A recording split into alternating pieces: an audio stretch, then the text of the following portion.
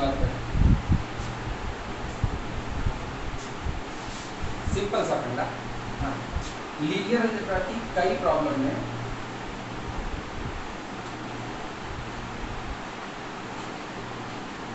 इसमें कई प्रॉब्लम ऐसी निकल करके आती हैं जब पता चलता है कि हम जिस बेसिस के रिस्पेक्ट में काम कर रहे हैं उस बेसिस के रिस्पेक्ट में उस दी गई प्रॉब्लम को सॉल्व करना मुश्किल हो जाता है। तब हमको जरूरत पड़ती है चेंज ऑफ बेसिस की। कह सकते हो ये एक टूल के तरीके से काम करता है, एक ऐसा टूल जिसका इस्तेमाल करके आप अपने काम को आसान बनाते हो। अगर पर्टिकुलर कभी कभी ऐसा होता है जैसे स्टैंडर्ड बेसिस दिया था,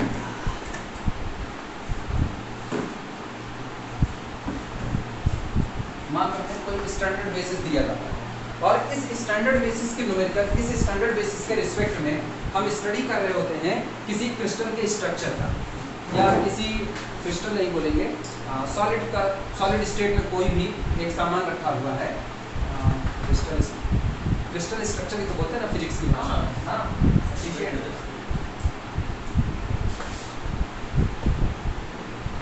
मान एक स्टैंडर्ड बेसिस दिया गया और हम स्टडी कर रहे हैं, जैसे NaCl का ही स्ट्रक्चर है, NaCl इसका, या फिर जिंक का हो गया, या कोई भी ऐसा पदार्थ है जिसकी हम स्टडी कर रहे हैं।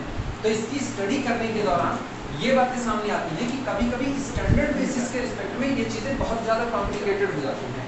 तब इनकी प्रॉब्लम को सॉल्व करने के लिए जरूरत पड़ती है कि हम उस जगह पर जाकर के खड़े हों जहाँ से इनकी स्टडी काफ़ी ज़्यादा आसान हो जाए। जैसे मान लो कुछ ऐसा एक मॉलिक्यूल है,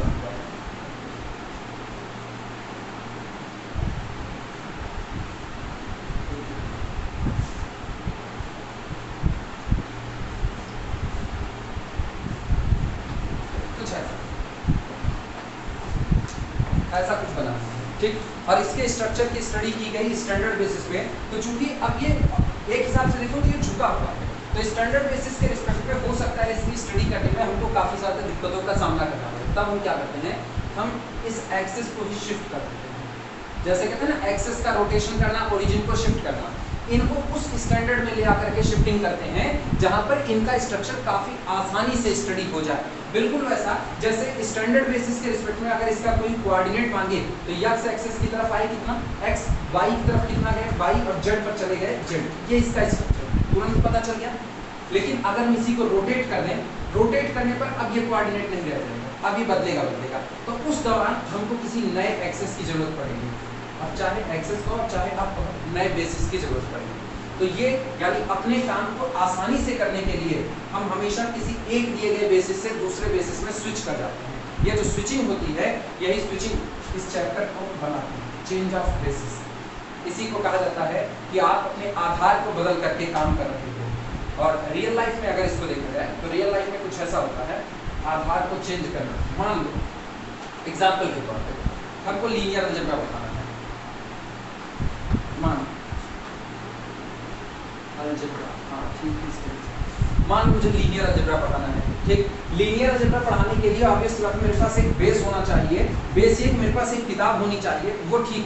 जनरल बेस को अगर देखोगे ना तो हमको बचपन से मैथमेटिक्स की पढ़ाई करनी चाहिए, मैथ की समझ होनी चाहिए, इंटर मैथ से पास आउट होना चाहिए, ग्रेजुएशन मैथ से किया हुआ होना चाहिए, मैथ में भी प्योर मैथ से करना चाहिए, तब कहीं जा करके ये ब्रांच हमको नजर आएगी। तो ये तो इतनी सारी चीज़ें हैं, लेकिन हम सब मान के चल रहे हैं मैथमेटिक्स के स्टूडेंट हैं, मैथमेटिक्स पढ़ा हुआ है, समझ आता है, तब उस दिन किसी भी क्लास में लीनियर अलजेब्रा को पढ़ाने के लिए हमको सबसे पहली रिक्वायरमेंट होगी किसी किताब की। और मान लो फॉलो कर लिए डेविड सीले, मान लो फॉलो किया, ठीक, डेविड सीले फॉलो किया, तो आज की तारीख में मेरे लिए बेस का काम कौन कर रहा है, डेविड सीले। लेकिन दिक्कतें सुनो क्या है, दिक्कतें ये हैं कि कई ऐसे टॉपिक होंगे जिनको ये कवर नहीं कर रहे होंगे, और या तो अगर ये कवर कर रहे हैं तो बड़े अननोन तरीके से कवर करें जिसको पढ़ने पर चीज़ें उतनी ज़्यादा क्लियर समझ में नहीं आती। एग्जाम्पल के तौर पर बताएं, तुमको इस किताब में एक जगह पर भयानक दिक्कत आएगी जहाँ पर linear and the direct sum of subspaces की बात, सबस्पेसेस की बात किए हैं, यानी उसको अपने अंदर में शामिल कर रहे हैं, लेकिन लीनियर और डायरेक्ट सम का कॉन्सेप्ट इसमें बहुत ज़्यादा क्लियर नहीं है। तो उसको पढ़ने के लिए या उसको किसी क्लास में पढ़ाने के लिए हमारी जो रिक्वायरमेंट होगी ना वो ये होगी, हम इस किताब से शिफ्ट करें किसी दूसरी किताब पर। है दोनों किताबें किसकी, लीनियर अलजेब्रा की, मतलब दोनों ही किताबों का जो स्पैन तैयार होगा ना वो लीनियर अलजेब्रा ही तैयार होगा, कुछ और नहीं। लेकिन आज की तारीख में यहाँ बेसिस कौन था, डेविड सीले का, और ये किताब कोई और होगी। तो आज की तारीख में ये मेरे लिए बेसिस का काम है, ये भी मेरा बेसिस है, ये भी है, लेकिन अपने स्ट्रक्चर को और आसान करने। अच्छा कोई ये कहे ना हम सिर्फ डेविड सीले पढ़ करके सारा काम कर ले जाएंगे, ठीक है कर ले जाओगे, लेकिन उतनी क्लियरिटी नहीं आएगी। जैसे किसी ने डेविड सीले पूरी सॉल्व कर डाली, वो ग्रेजुएशन में गया लीनियर अलजेब्रा पढ़ाने के लिए, वो ठीक है वो बहुत अच्छा पढ़ा सकता है, लेकिन उसके कॉन्सेप्ट में वो क्लियरिटी नहीं आएगी जो किसी 4 किताब पढ़े हुए इंसान के अंदर आएगी। तब जरूरत क्या होगी, इस एक बेसिस से आपका काम हो गया, लेकिन चीजें कॉम्प्लिकेटेड होने लगी, आपको वो थ्योरीज उतनी आसान भाषा में नहीं आ रही है, तो आप क्या करोगे, डेविड पुले की तरफ जाओगे। फिर आप डेविड पुले पढ़ोगे, वो आपका अगला बेसिस हो गया, क्योंकि बेसिस तो एक से ज्यादा हो सकते हैं, वो आपका अगला बेसिस है। अब की बारी किसकी है, आपकी फिर आप स्विच करोगे, अब की आप आओगे फ्रिडबर्ग पर, तो आप फ्रिडबर्ग की किताबों को पढ़ोगे। इस तरीके से आप बेसिस को चेंज कर रहे हो, किस सेंस में चेंज कर रहे हो, चीजों को और आसानी से सामने वाले को समझाने और अपनी भी समझ को डेवलप करने के लिए आप ये चेंजिंग कर रहे हो। तो ये सब इसी को कहा जाता है चेंज ऑफ बेसिस। ठीक, ये रियल लाइफ का हल्का फुल्का ऐसा टच है, बाकी तो मैथमेटिकल थ्योरी बिल्कुल अलग है, लेकिन समझने के लिए ये एग्जांपल है। सर पुराने बेसिस से नए बेसिस को बनाया जा सकता है किससे, जैसे पुराने बेसिस से हाँ नए बेसिस कोऑर्डिनेट की बात ना, आप एक बेसिस से दूसरे बेसिस में चेंज कर रहे हो।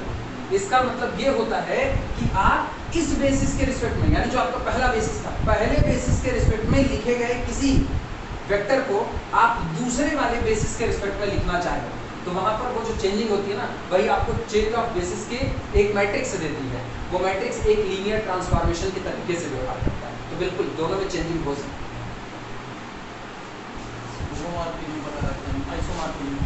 इसमें एक वेक्टर के पास मतलब जीरो प्रॉपर्टी अननोन होती है, हाँ इस पे सर्च करते हैं उसको, हाँ आइसोमॉर्फिज्म दिखा देते हैं, हाँ, तो फिर इसके बारे में बता सकते हैं। वो एक्चुअली ना जितने बेसिस होते हैं वो अपने अंदर में अलजेब्रा, इसलिए आपके दिए गए वेक्टर स्पेस के बारे में बहुत सारी जानकारी रखते ही रखते हैं ना। और सबसे इम्पोर्टेंट तो इसमें जो एक सब स्पेस निकल करके आता है ना, ये सब स्पेस जो नल स्पेस ऑफ ए आता है, इसको दुनिया क्या कहती है, जनरल कर्नल बुलाते हैं। ठीक, ये कर्नल को कहा जाता है ना, कर्नल एक रियल लाइफ की बात करें तो कर्नल जैसे किसी पेड़ के बीज के तरीके से काम करता है। जैसे जो पेड़ का बीज होता है वो अपने अंदर में आपके उस पेड़ के बारे में बहुत सारी जानकारियां रखता है। ऑब्वियस सी बात है, अगर आप दशहरी आम की गुठली जमीन में रोप रहे हो तो उससे दशहरी ही निकले, कोई दूसरा आम तो निकलेगा नहीं। तो इसका मतलब वो जो अंदर बीज पड़ा ना, उस बीज ने अपने अंदर में आपके मेन वेक्टर स्पेस जो बनने वाला है कल को चल करके, उसके बारे में बहुत सारी इंफॉर्मेशन अपने अंदर में क्रिएट करके रखता है। और यही हाल बेसिस का होता है। बेसिस भी अपने अंदर में आपके दिए गए वेक्टर स्पेस के बारे में कई सारी इंफॉर्मेशन लेकर के रखता है। सबसे पहली इंफॉर्मेशन तो बेसिस ये देता है कि आपके वेक्टर स्पेस की डायमेंशन क्या होगी, सबसे पहला इंफॉर्मेशन ये देता है। और अगर डायमेंशन की इंफॉर्मेशन एक बार मिलनी शुरू हो गई ना, तो इसके सब स्पेस की इंफॉर्मेशन मिलनी शुरू हो जाएगी कि सब स्पेस किस किस डायमेंशन के हो सकते हैं। तो ये सब कुछ अपने अंदर में सब समेटे पड़े हुए हैं। अभी तो बस खाली शुरुआत की है पहले वर्ड से, लिखना इसमें थोड़ा सा। ये चैप्टर जैसे जैसे आगे चलेगा ना, वैसे वैसे कॉन्सेप्ट इसके डेवलप होंगे, लेकिन फिलहाल अभी ना एकदम छोटे स्तर से उठा है। लिखना, when a basis capital B,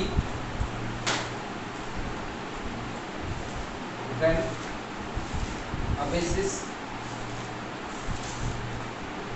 capital B is chosen for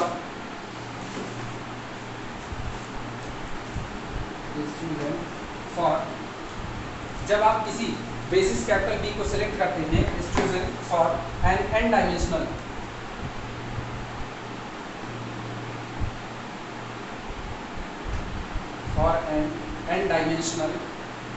vector space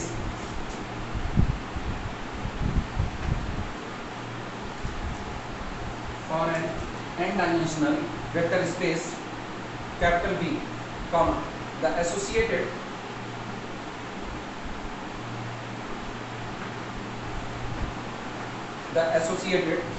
coordinate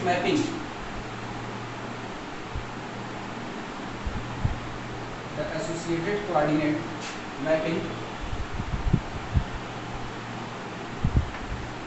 onto Rn, onto के नीचे अंडरलाइन करना, onto Rn provides a coordinate system provides a coordinate system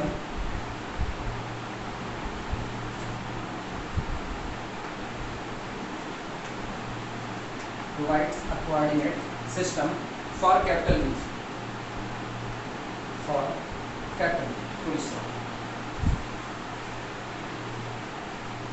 इन्होंने कहा when a basis capital B is chosen for an n dimensional vector space capital B, जब भी आप किसी भी वेक्टर स्पेस कैपिटल B के लिए जिसकी डायमेंशन n है आप एक बेसिस को सिलेक्ट करते हो द एसोसिएटेड कोऑर्डिनेट मैपिंग, तो अब जो कोऑर्डिनेट मैपिंग काम करेगी याद करो तो चैप्टर नंबर 4.4 में हमने कहा था कि अगर x कोई दिया गया वेक्टर है किसी वेक्टर स्पेस कैपिटल V का और इसके लिए बेसिस का काम कौन करता है कैपिटल B करता है, तो तुरंत साफ होता है कि आज की तारीख में B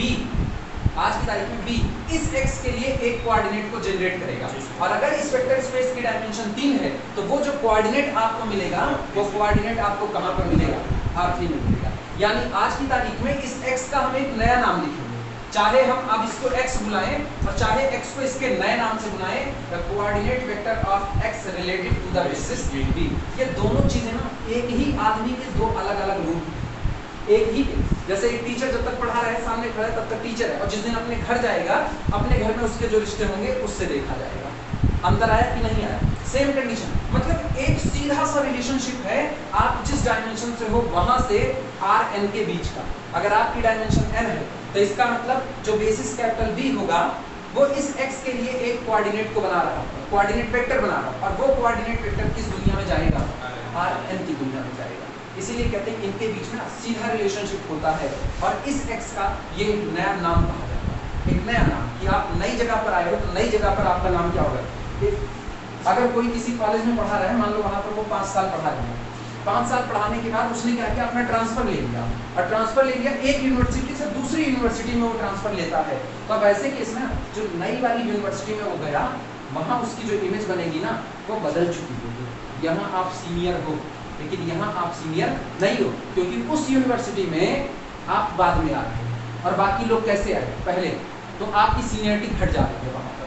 बस सेम कंडीशन ऐसी पड़ती है लेकिन फिर भी इनका एक नया नाम यहाँ पर आया कि अब जो यहाँ था सेम वही आदमी यहाँ आया लेकिन इमेज बदल चुकी, अब वो नई इमेज के हिसाब से आ गए।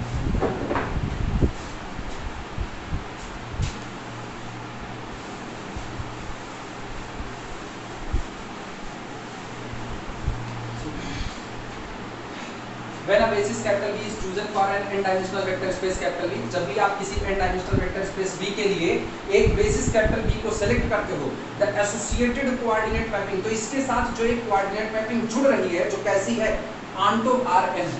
onto Rn का मतलब है कि Rn में मौजूद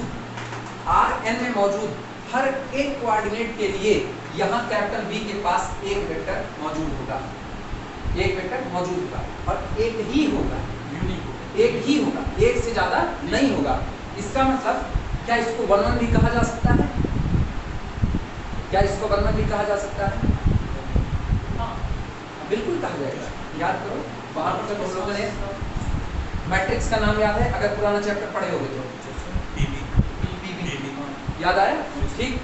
इसके लिए जो ट्रांसफॉर्मेशन आता था वो होमोमॉर्फिज्म तो होता था लीनियर था, 1-1 आंटो होता था तो आइसोमॉर्फिज्म हो जाता था। अभी तो हम कहते थे कि ये जो V है ना ये Rn के लिए कैसा हो गया आइसोमॉर्फिज्म हो गया। हाँ 4.4 में ये सारी बातें हो चुकी हैं ठीक।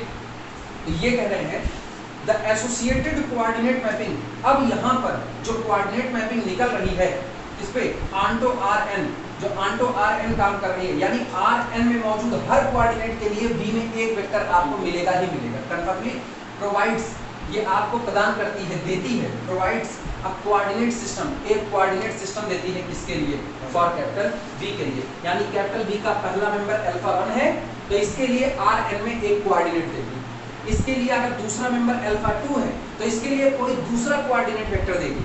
अगर यही हम ले लेते हैं कितना अल्फा 3 तो अल्फा 3 के लिए कोई और कोऑर्डिनेट आएगा। और ये सब कुछ हो इसलिए रहा है क्योंकि if alpha belong to the capital B it means alpha can be written as the linear combination of the basis element of capital B। Clear? और जब इसके बेसिस एलिमेंट के लीनियर कॉम्बिनेशन लिखा गया, यानी किसी ने कह दिया we can write alpha is equal to, मान लो बेसिस है बीटा 1 बीटा 2 बीटा 3, तो alpha is equal to can be written c1 into vector beta 1 plus c2 into vector beta 2 plus so on plus इसी तरह से cn into vector beta n। अब आज की तारीख में c1 c2 c3 cn इनको इकट्ठा कर लो, दैट्स कॉल्ड ये coordinate vector of alpha related to the basis b is equal to c1 c2 so on cn। और ये किसका मेंबर होगा? Rn। याद आया? ये पुराना आर्टिकल, उसी बात को ये यहाँ पर है कि जब भी आप एक बेसिस चुनोगे किसी भी वेक्टर स्पेस के लिए, तो वो आपको प्रोवाइड कराएगा एक कोऑर्डिनेट सिस्टम। किसके लिए?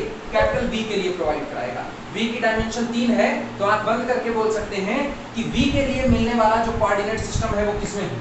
R3 में। 4 डायमेंशन है तो क्या जाएगा? R4। 6 डायमेंशन है तो R6। n डायमेंशन है तो Rn जाएगा। ठीक। एक बड़ा फेमस सवाल उठता है कि क्या ये जो चेंज ऑफ बेसिस वाले में मैट्रिक्स आती है, या चेंज ऑफ बेसिस और लीनियर ट्रांसफॉर्मेशन दोनों सेम टू सेम होते हैं कि नहीं होते? चेंज ऑफ बेसिस और लीनियर ट्रांसफॉर्मेशन, इनके बीच में कुछ डिफरेंस होता है कि नहीं होता? बड़ा फेमस क्वेश्चन है ये।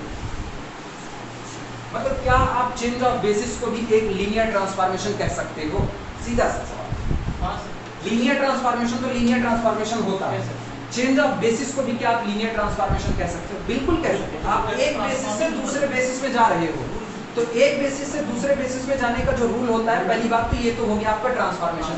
और रही बात लीनियरिटी की, तो आपको मैट्रिक्स मिल रही है। सीधा सा एक क्लू है कि अगर आपको मैट्रिक्स मिल रही है तो आपका ट्रांसफॉर्मेशन लीनियर ट्रांसफॉर्मेशन, क्योंकि दुनिया का हर मैट्रिक्स ट्रांसफॉर्मेशन लीनियर होता है, लेकिन दुनिया का हर लीनियर ट्रांसफॉर्मेशन मैट्रिक्स ट्रांसफॉर्मेशन में ये कंपलसरी नहीं है। सर जिसे ट्रांसफॉर्मेशन है कि आप xy equal to xy t of xy is equal to xy, इसको कहते हैं 90 डिग्री क्लॉकवाइज रोटेट करते हैं। हां, तो सर मतलब कि इसको माइनस जब 90 डिग्री क्लॉकवाइज रोटेट करेंगे तो इसका x और माइनस y ये तुम रोटेट कहाँ किए? नहीं, इसको क्या करना है? 90 डिग्री रोटेट करना है ट्रांसफॉर्मेशन स्टैंडर्ड बेसिस के लिए। हाँ। इसके मैट्रिक्स निकालना है।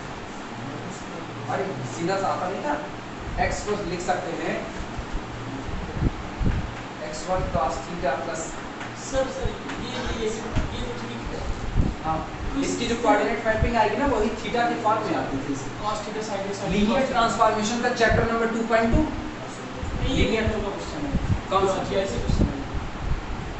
GIC का क्वेश्चन ना, जो लीनियर ट्रांसफॉर्मेशन वाला चैप्टर था, लीनियर ट्रांसफॉर्मेशन में देखो वहां पर 4 मैट्रिक्स बनी हुई है। 4 मैट्रिक्स बनी, वो 4 की 4 ना रोटेशनल मैट्रिक्स का काम करते हैं। याद आया? तो इस सीधा वहां से कनेक्टेड है। नहीं सर, अगर इसको ऐसे चेंज करें, हाँ। जैसे ये 90 डिग्री है, हाँ। अगर 90 डिग्री क्लॉक को रोटेट करेंगे हाँ। तो x एक्सिस वही रहेगी, y एक्सिस होगा। कैसे x वही रहेगी? सर वही तो पता नहीं मेरा कैसे रहेगी? जो सोच रहे हो गलत है। जब तुम पूरा एक्सिस रोटेट कर रहे हो 90, तो कहाँ रहेगा? xy हो जाएगा y x हो जाएगा। इसको घुमाओ, 90 घुमाओ इसको, क्लॉक क्या एंटी क्लॉक क्या क्लॉक क्लॉक क्लॉक चाहे जिधर घुमाओ, हाँ चाहे जिधर xy घुमाओ, में y ना। x हो जाएगा। 90 डिग्री क्लॉकवाइज घुमा दे इसे। हाँ। तो ये नीचे अब पेपर x इसे घुमा रहे हो, ये आ गया इस पे, हाँ तो ये हो गया y, ये नीचे वाला ये वाला कहाँ गया? x axis, x वाला, ये तो वाला ये कौन होगा? y y dash, डैश, तो ये कौन होगा? x dash। x dash. अब सोचो, सब उथल पुथल मच गई कि नहीं मच x गई? y अंतर है, तो कहाँ x रुका अपनी जगह पर? कहाँ रुका? तो यहाँ से भी डायरेक्ट निकाल सकते हैं ना इसलिए ऐसे, y फिर यही फार्मूला ही तो लगता है। इसके बाद अब थीटा एंगल पुट करो, थीटा 90 तुम रोटेट करो, थीटा रखते तो थीटा रखते तो तो निकलता इस है। ट्रांसफॉर्मेशन की नीड ही नहीं पड़ेगी, जो y इसको- बनेगा। ये जो मैट्रिक्स ऑफ ट्रांसफॉर्मेशन निकाला जा रहा है, ये एक टूल के तरीके से जो आपका काम आसान कर रहा है। इसको निकाल लिए तो थीटा जो मर्जी वो भरो, सीधा लिखो। हाँ। इसको निकाल, और नहीं तो ये रोटेशन में ना हो सकता है 45 चढ़ा दे, हो सकता है 30 चढ़ा दे, ये भी हो सकता है 35 डिग्री चढ़ा दे। और तुम्हारे पास ये मौजूद है तो सीधे उठा के मल्टीप्लाई करके कैलकुलेट करो, क्योंकि तुमको पता है आप कहाँ से कहाँ पर चेंज हो रहे हो। सिंपल सा कॉन्सेप्ट है इसका, इसमें नहीं बवाल है। और चेंज करने में ना मैं बहुत समझ रहा अब एक्सेस तुम x को रोक के रख रहे हैं। हाँ x को y पर शिफ्ट कर दे रहे हैं। ये बताओ, दो पटरे एक दूसरे में एक खीले से कनेक्टेड हैं, अरे बाप रे, आप याद आया ना? उसके बाद जब तुम घुमाना चालू करोगे तो पटरवा तो दोनों घूमेगा, ऐसा थोड़ी है कि एक ही घुमा दोगे। जैसे सर ऐसे घुमा देते ना, इसको जहाँ ये y आके यहाँ x से शिफ्ट कर रहा था, हाँ। हम इसीलिए x मान ले रहे हैं।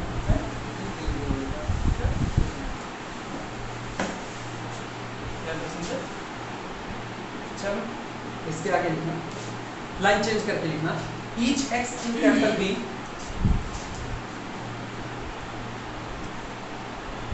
each x in capital B, capital B में जितने भी आपके पास वेक्टर x मौजूद हैं, each x in capital B is identified, पहचाने जाते हैं, is identified,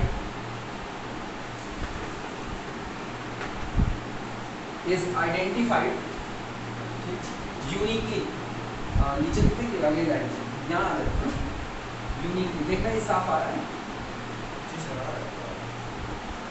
is identified uniquely, identified uniquely by its b coordinate, by its b coordinate vector, by its b coordinate vector,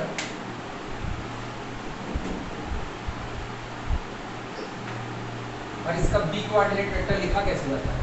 coordinate vector of x related to the basis b, each x in capital B में जितने भी x पड़े हैं is identified, वो पहचाने जाते हैं uniquely, एकदम यूनिक तरीके से, by its b coordinate vector, coordinate vector of x related to the basis b, यानी एक x ने अगर एक बार अपना कोऑर्डिनेट बोल दिया कि ये है, तो आप उसका कोऑर्डिनेट उस बेसिस के रिस्पेक्ट में चेंज नहीं कर सकते हो।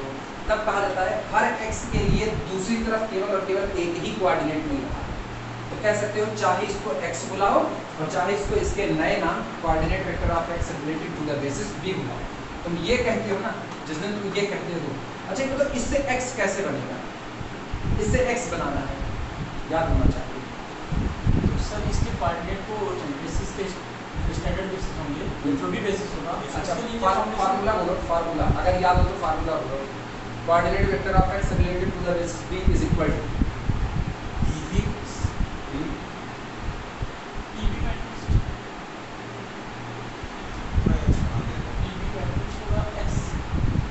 ऐसा। बाकी लोग क्या ये बात सही है, ये सही है या ये सही है?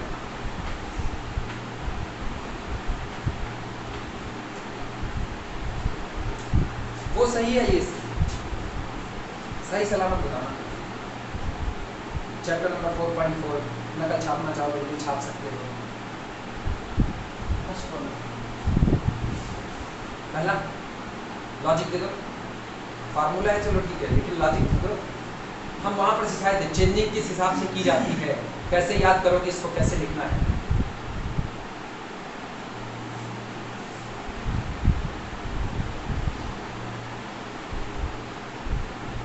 अच्छा पीबी कौन, पीबी बता दो। पीवी मैट्रिक्स क्या है, क्या बोलो? कोएफिशिएंट मैट्रिक्स होती है जो x1 x2 बनाते हैं ना सर, हाँ सर इन्हीं सबका प्रोपोर्शन रहता है। भूल गए, कोऑर्डिनेट मैट्रिक्स होती है। बोलो ना पीबी क्या लिखे हैं? C1 C1 vector C1 C2 जितना देंगे उसको इसका ट्रांसफॉर्मेशन क्या लिए जितना, इसके यहाँ लेंगे या चलो डायमेंशन n है, n पर ले लेंगे इसका ट्रांसफॉर्मेशन। और ये C1 C2 Cn क्या है?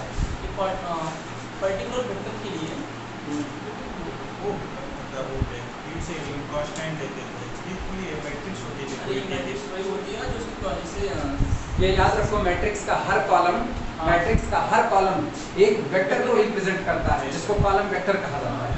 तो आप तुम्हें अगर इसको कह रहे हो ये कोफिशिएंट होना चाहिए, तब भी ये वेक्टर कहाँ है? सर जैसे vector x C1 B1 C2 B1 and so on से हम ये लिखेंगे, तो जो ये B1 B2 ये है बेसिस के एलिमेंट होंगे। हाँ। इसके जो C1 C2 को कांस्टेंट आते थे, हाँ। इन्हीं को मतलब कि कॉलम में लिखे थे, वही तैयार होते थे मैट्रिक्स। दोहराए लेकिन जल्दबाजी में दोहराए, भूल गए, दोहराए और जल्दबाजी में भूल गए। कैपिटल बी बेसिस होता था कैपिटल बी के लिए, बेसिस के element vector b1, vector b2 up to so on vector bn। याद आया? Change of coordinate matrix, sorry change of coordinate matrix, ये जो चेंज मैट्रिक्स होती थी, ठीक, ये pv इसको लिखा जाता था, ये कुछ और नहीं, ये सीधा ही करो, पहला कॉलम b1, दूसरा कॉलम b2, सो काई ट्रांसपोज मार दो, काई ट्रांसपोज मार दो, फार्मूला चेक करो, तुम फार्मूला भूले पड़े, चेक करो, है किताब है 4.4 देखो, 4.4 देखो, ये कहे तुम दोहरा देना, तुम लोग दोहराए और वही जल्दबाजी वाली दोहरानी दोहराए। मिला b1 b2 up to so on, last का कॉलम कौन, bn, याद आया? अब यहीं देखो pv का नाम क्या होगा था, pv का नाम चेंज ऑफ कोऑर्डिनेट मैट्रिक्स। ऐसे नहीं पढ़ोगे तो हम पढ़ाएंगे कितना, चेंज ऑफ कोऑर्डिनेट मैट्रिक्स। अच्छा कहां से कहां तक, from b to standard basis rn, from b to standard basis in rn। अच्छा from b to standard basis. अब बोलो अब कौन सा फार्मूला सही है, सेकंड वाला x is equal to pv, कौन सा सही है, दूसरा वाला। ये वाला, जी सर।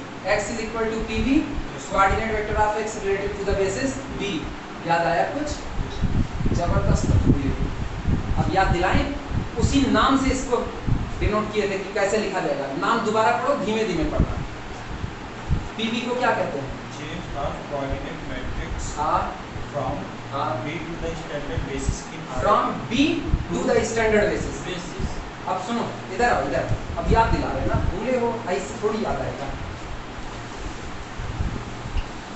भूल गए राव, भूल गए खसड़ी, तीन चीज याद रहा, मनते लकड़ी। चलो इधर देखो, x, इस वेक्टर को हम ऐसे ही लिख देते हैं, c1 c2 so on cn, ऐसा लिख दिया, ये लिखना सही है, x v का कोई वेक्टर है, तो क्या ये लिखना सही है, तो क्या सही है, कोऑर्डिनेट बेसिस, यहाँ पे vector coordinate of x relative to basis b equal to c1 c2 cn। x is equal to c1 b1 b1 plus c2 b2 plus up to so on plus cn bn। इसका मतलब x is the member of capital B and b1 b2 so on bn का ये जो collection आ रहा है, ये collection, ये this is the basis for the capital B। तो every vector which belong to the capital B can be written as the linear combination of the basis element b1 b2 bn, लिखा गया। और इस combination को तैयार करने में ये जो वेट लगे ना, ये जो वेट लगे, इन वेट को इकट्ठा करो और अब ये बनता है this is the coordinate vector of x relative to the basis b, this is equal to, ये सजा c1 c2 so on cn, और ये किस में बिलोंग करेगा, rn में बिलोंग। समझ में आई बात? अच्छा अब ये इस पर हम फॉर्मूले पर, ये जो लिखा गया है इसको क्या पढ़ोगे, coordinate vector of x relative to the basis b। अच्छा x को क्या पढ़ोगे, x को क्या पढ़ोगे, x एक वेक्टर है सर। x एक वेक्टर, उसको बोलोगे क्या, जैसे इसको पढ़े ऐसे इसको भी तो कुछ पढ़ सकते हैं। ये लीनियर कॉम्बिनेशन होता है। नहीं, तुम लोग बहुत भूल गए, बहुत भूल गए, इसीलिए हम लोगों को टाइम दिए, दोहरा नहीं पाए तुम लोग सही सलामत, गंदी बात।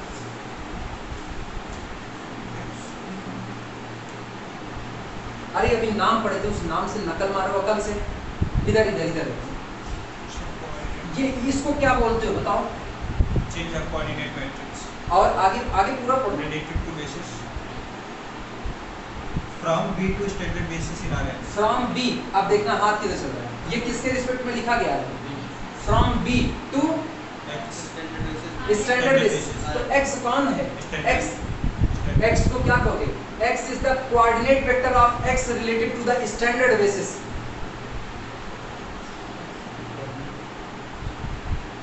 याद आया कुछ और पर्टिकुलर एग्जांपल उठाएं, मान लो स्टैंडर्ड बेसिस ये होगा 1 0 0 सो ऑन 0, ठीक, 0 1 0 so on 0, so on 0 0 so on 0 1। ये स्टैंडर्ड बेसिस है, मान लो थोड़ी देर के लिए। ये बताओ x को हम कह रहे हैं x is the x1 x2 so on xn, ये x है, ठीक। अब बताओ x का coordinate vector related to this standard basis क्या होगा? x का coordinate vector related to this standard basis क्या कहा जाएगा? बेसिस x का coordinate vector related to the standard basis क्या होगा?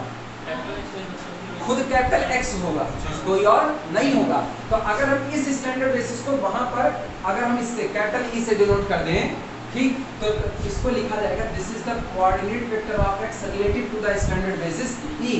यानी जिस दिन हम इसको और मॉडिफाइड करना चाहें उस दिन हम इसको लिख सकते हैं coordinate vector of x related to the standard basis E is equal to change of coordinate matrix PB into coordinate vector of x relative to the basis B।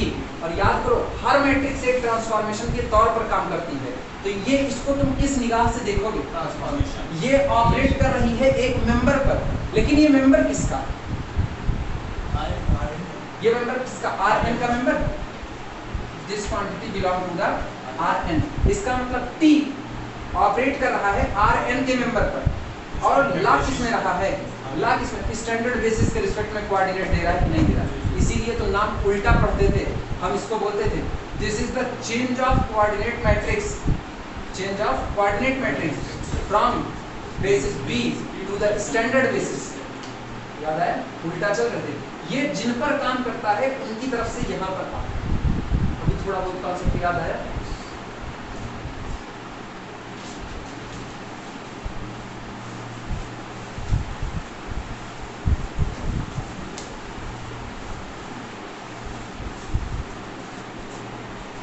शुरुआत करें, कहाँ तक पहुंचे? Vector x related to the basis B।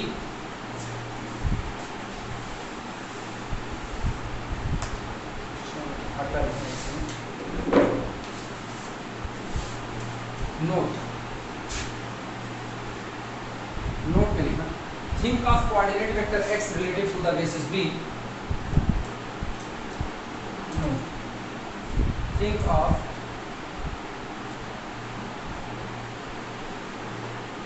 Coordinate vector x related to the basis B। इन्होंने कहा कि जो आपको ये coordinate vector x related to the basis B दिया जा रहा है, इसको आप सोचिए, कुछ खास नहीं लिख रहे, इसको आप ऐसा सोचिए जैसे कि ये वेक्टर x का एक नया नाम, बस वैसा इसको देखना है।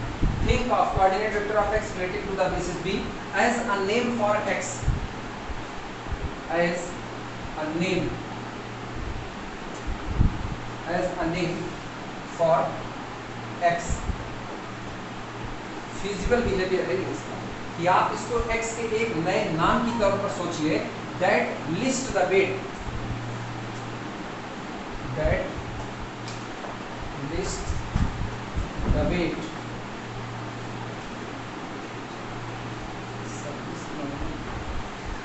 That list the weight used to build capital X, used to build capital X,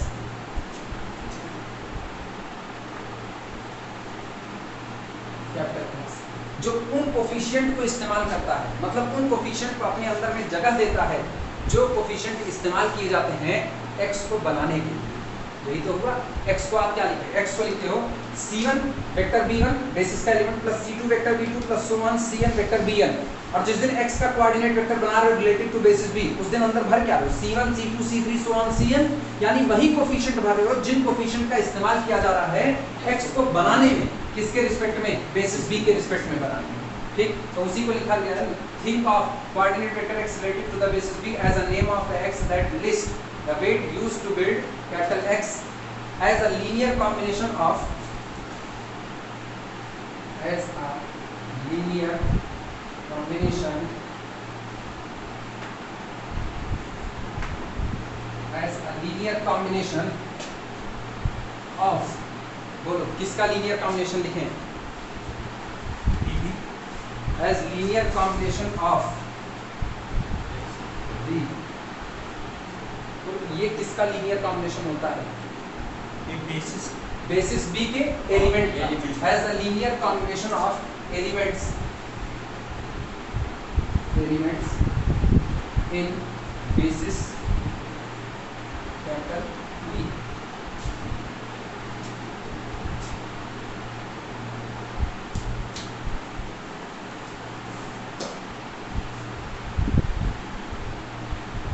आगे ना पूरा 4.4 का इसमें जबरदस्त इस्तेमाल है। 4.4 को इसमें छोड़ नहीं सकते, और 4.4 छोड़ो तुम 2.4 भी इस पे नहीं छोड़ सकते। ये मान के चलो ना एक्सरसाइज 2 जो है और एक्सरसाइज 4.4 ये दोनों इसमें जबरदस्त तरीके से इस्तेमाल होंगे। इसलिए कुछ भी करो, अगर इस पे हाथ साफ चाहिए तो तुमको वो चैप्टर दोहराने पड़ेंगे, ढंग से दोहराने पड़ेंगे।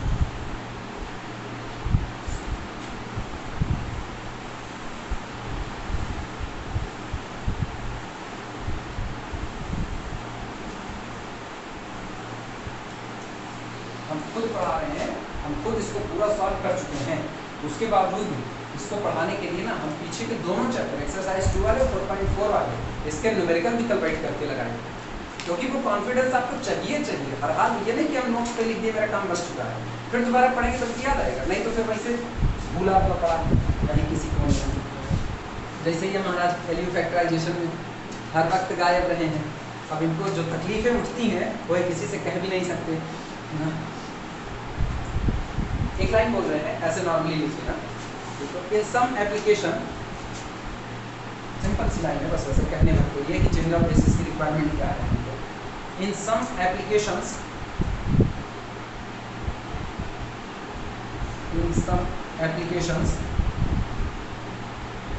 a problem is described in some applications, a problem is described। कुछ एप्लीकेशंस प्रॉब्लम ऐसी होती हैं कि जिसमें जो आपको न्यूमेरिकल दिया जा रहा है वो डिस्क्राइब किया जाता है, इज डिस्क्राइब्ड इनिशियली, प्रारंभिक तौर पर, initially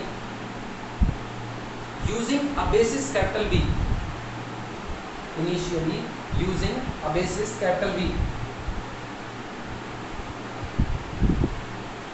but the problem solutions, but the problems, problem लिख करके अपॉस्ट्रोफी एस लगा रहा हूं, but the problems solution is added by, but the problem solution is added by changing capital B, changing capital B to a new basis capital C। सिर्फ एक बात उन्होंने कही है कि आपको कुछ प्रॉब्लम्स एप्लीकेशन पार्ट में ऐसी मिलती हैं जिसमें जो आपको न्यूमेरिकल मेन दिया गया है वो न्यूमेरिकल आपको दिए गए बेसिस कैपिटल बी के रिस्पेक्ट में दिया गया है, लेकिन जब आप इसका सॉल्यूशन निकालने के लिए बढ़ते हो तो पता चलता है इसका सॉल्यूशन यहाँ से कॉम्प्लिकेटेड आ रहा है, तो आप सॉल्यूशन निकालते हो नए बेसिस कैपिटल सी के रिस्पेक्ट में। इसी को यहाँ पर लिखा गया है। In some applications a problem is described initially using a basis capital B, but the problem's solution is added by changing capital B to a new basis capital C। कुछ एप्लीकेशंस में प्रॉब्लम बेसिस B का इस्तेमाल करके दी जाती है, लेकिन इसका solution पहले से मौजूद बेसिस कैपिटल B को नए बेसिस कैपिटल C में बदल करके निकाला जाता है।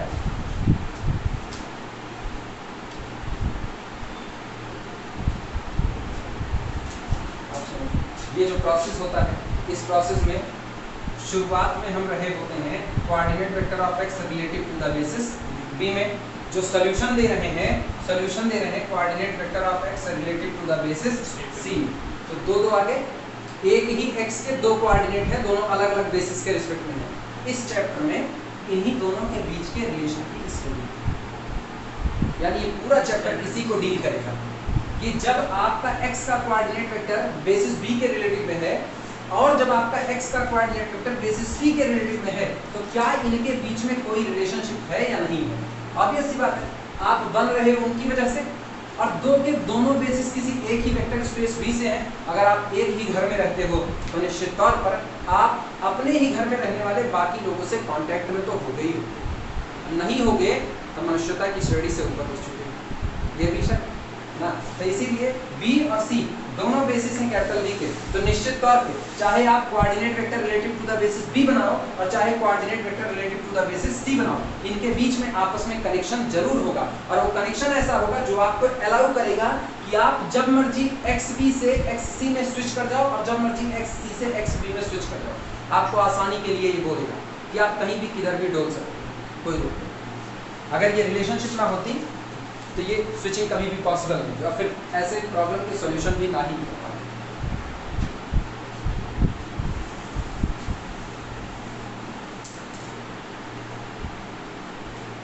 बेसिस की स्विचिंग ना घर में या तो मम्मी या तो पापा में देखो जबरदस्त बेसिक स्विचिंग मिलेगी ना, मतलब थोड़ी देर तक हे भैया चाय पीना, चाय ना, चाय पीने बैठे वीडियो खाकर, अरे देखा दुबराया जाता कटैया खड्डिया दिखाया लागी डांगरिया से, फिर खूब मान ये गलती करो फिर हवाई चप्पल का हमला शुरू। स्विचिंग बहुत तगड़ी होगी बात।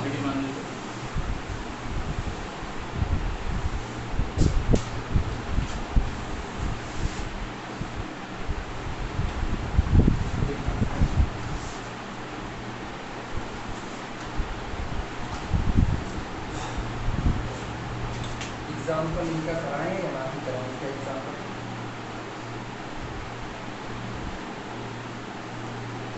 देखो, एग्जाम्पल लिखा for example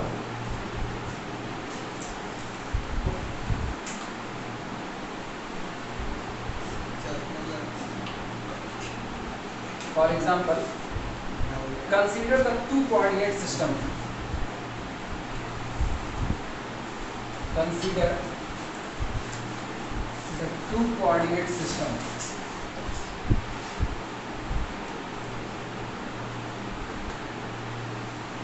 Consider the two coordinate system. आप दो कोऑर्डिनेट सिस्टम के ऊपर ध्यान दीजिए या इन पर विचार कीजिए। अब दोनों कोऑर्डिनेट सिस्टम देखना, फिगर बनाना।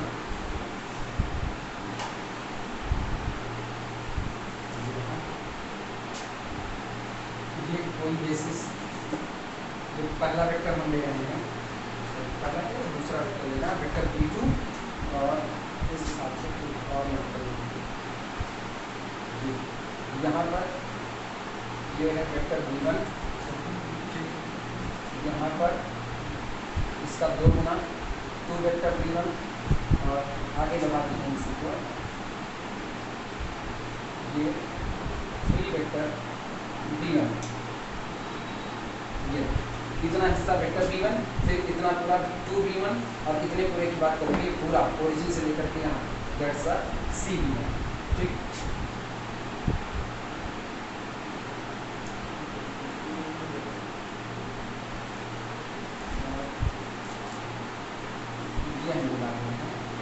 ये जो आया दैट्स द वेक्टर x, ये अब ये हमारा ओरिजिन है। क्या करते हैं, पहला फिगर बनाओ,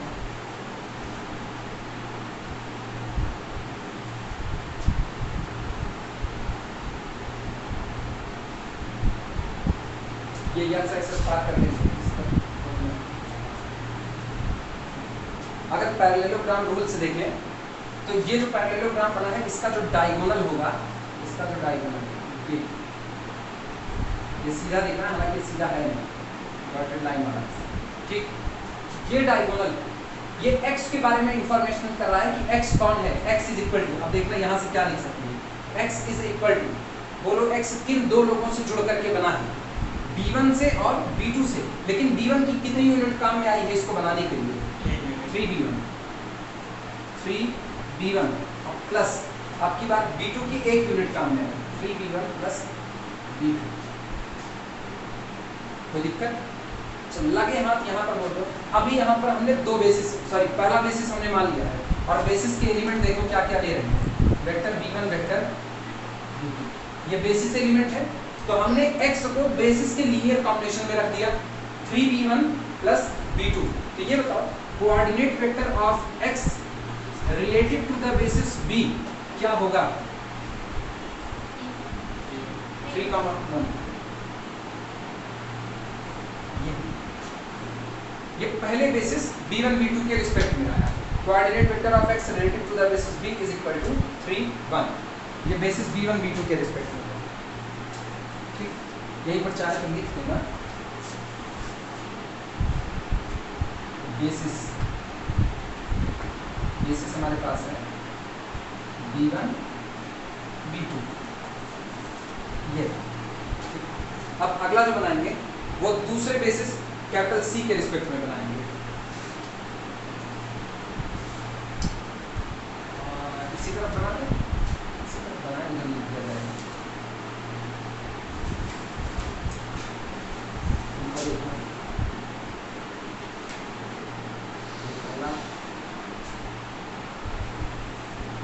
ये रहा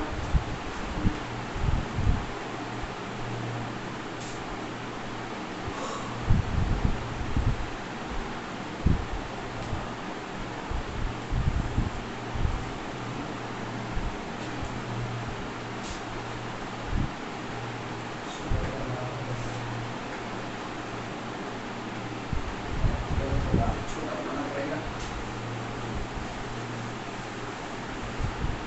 छोटा सा यहाँ पे।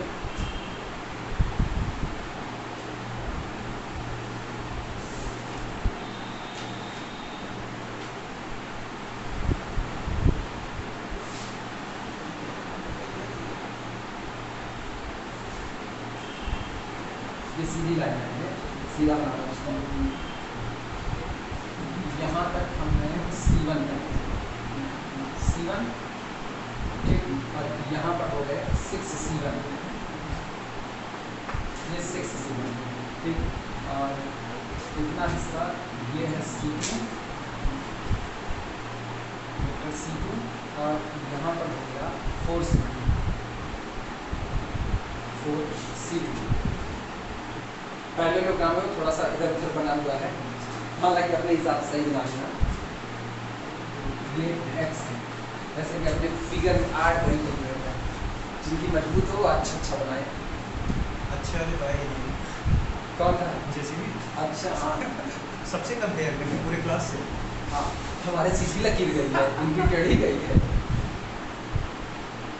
जेसीबी वैक्सीन लगवा कराएंगे। यहाँ पर अभी उनको लगी नहीं, यहाँ पर x के लिए देखें, अगर इसमें देखा है तो यहाँ पर x बराबर कितना है? x बराबर है 6C1 और प्लस 4C2। ये यहाँ बेसिस C1 C2 है, तो coordinate vector of x relative to the basis C बराबर अब की बार कितना होगा? 6 4, ऐसे लिख देना छोटा सा 6 4। वैक्सीन लगी नहीं, अब बरसात में भीग करके डांस कर रहे हैं ना, चढ़ेगा बुखार तब समझ में आएगा वैक्सीन काम नहीं करने वाली। उनकी माता दे रहा हूँ वीडियो बनाने के लिए।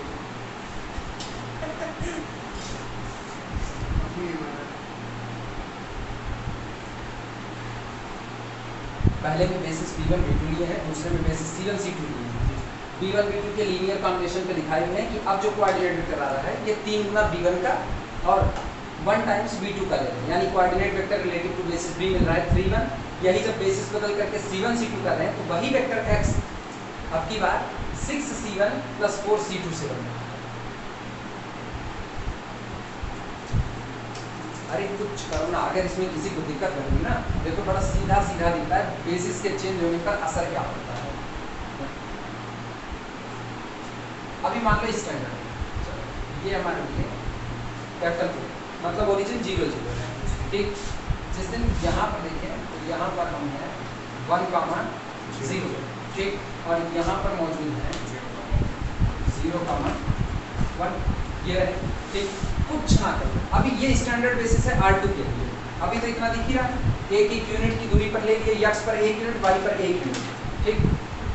इस पूरे ओरिजिन को उठाओ ठीक है, इसको उठाओ और ला करके यहाँ, मतलब ओरिजिन शिफ्ट हो गया किस पर? 1 0 पर। मान लो कोई पॉइंट यहाँ पर मौजूद है, यहाँ पर, तो इसके कोऑर्डिनेट थोड़ी देर के लिए मान लेते हैं 2 2 ठीक। इसको इधर ले आओ,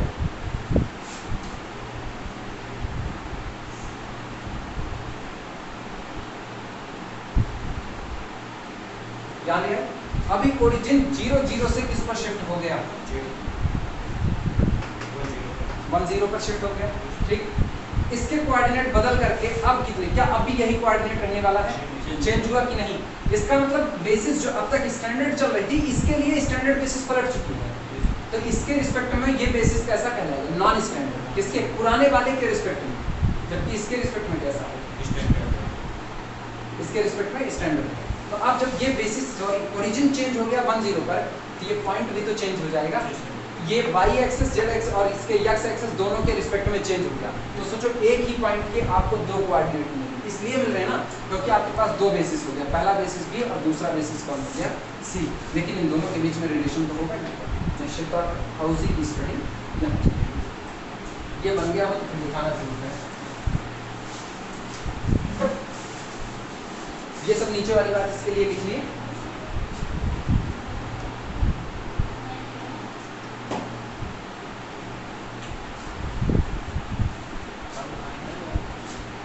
लिखना, लैंग्वेज में लिखना, बोले ये बोलने लायक लैंग्वेज, इसको बोल दे रहे हैं, बोर्ड पे नहीं लिख रहे। लिखना we can find, we can find हम प्राप्त कर सकते हैं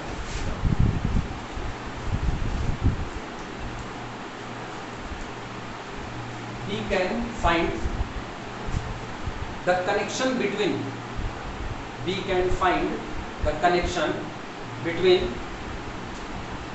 the two coordinate vectors. We can find the connection between the two coordinate vectors. कौन कौन से? coordinate vector x related to the basis b and coordinate vector x related to the basis c. We can find the relation between two coordinate vectors, comma provided, बशर्ते, provided, बशर्ते क्या? बशर्ते ये है कि जो आपको स्टैंडर्ड बेसिस पहले दी गई थी P1, B2, आपको ये पता हो कि B1 को C1, C2 यानी इस बेसिस के रिस्पेक्ट में कैसे लिखा जा सकता है, B2 को इस बेसिस के रिस्पेक्ट में कैसे लिखा जा सकता है। अगर एक बार ध्यान देना, क्यों हम बेसिस पर ही आए, हम पर्टिकुलर एलिमेंट पर इसलिए नहीं चल रहे क्योंकि अगर हम पर्टिकुलर एलिमेंट की बात सोचेंगे कि भैया x को इनके रिस्पेक्ट में कैसे ले आया जा सकता है, तो आपको केवल और केवल x को इसके लीनियर कॉम्बिनेशन में लिखने का तरीका मिलेगा। आपको दोनों कोऑर्डिनेट के बीच का कोई रिलेशन मिलने वाला नहीं है और हमको एक जनरल रिलेशन चाहिए कि हम बता सके कि सब कैसे लिखा जा सकता है। तो हम ये जानते हैं कि सारा दारोमदार किस पर होता है? बेसिस पर।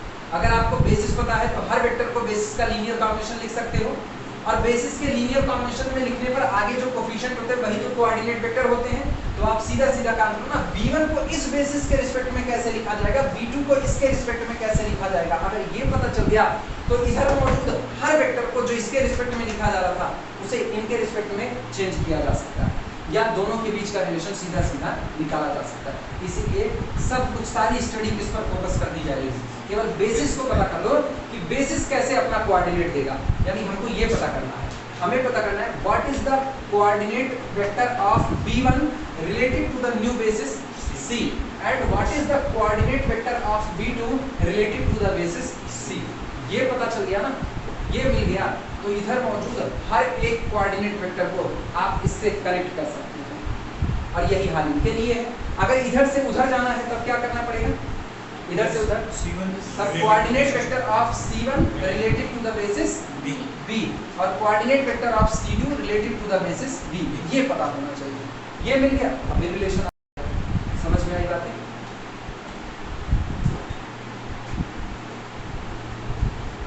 रियल लाइफ में इसको कहते हैं सीधे जड़ पर प्रहार करना ना।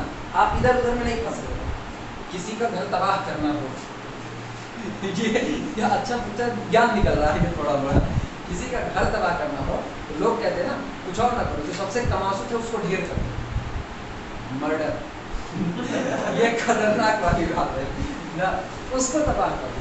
एक कमाने वाला चला गया, इसका मतलब ये है कि अब बाकी अगर घर में कोई कमाने वाला नहीं बचा है तो निश्चित तौर पर ये खतरनाक कंडीशन है सब तरह समय से। अच्छा, अगर आपको किसी के घर में एंट्री चाहिए, किसी के घर में एंट्री चाहिए, जैसे तुमको रूम रेंट पर लेना है, ठीक, तो रूम रेंट पर लेने के लिए ये नहीं है कि मोहल्ले में किस बात के लिए वो बुक लेके पहुंच गए, अरे उनके यहाँ कमरा बुक हो गया, नहीं, जो मेन मकान मालिक है ना वो आधार है, आपको पहले उसको ढालना पड़ेगा, वो पता करो वो बंदा कैसा है, उसके बाद ही तुम कहीं रूम में एंट्री पा पाओगे, यानी उसके बाद ही तुम्हारा कोऑर्डिनेट उनके रिस्पेक्ट में सजना चालू होगा, उसके पहले ऐसा कुछ होने वाला नहीं है। इसीलिए कहते हैं शादी में सबसे पहले बुआ को संतुष्ट करना पड़ता है। बुआ और फूफा दो ऐसे प्राणी होते हैं जो सब बिगाड़ सकते हैं और सब बना सकते हैं।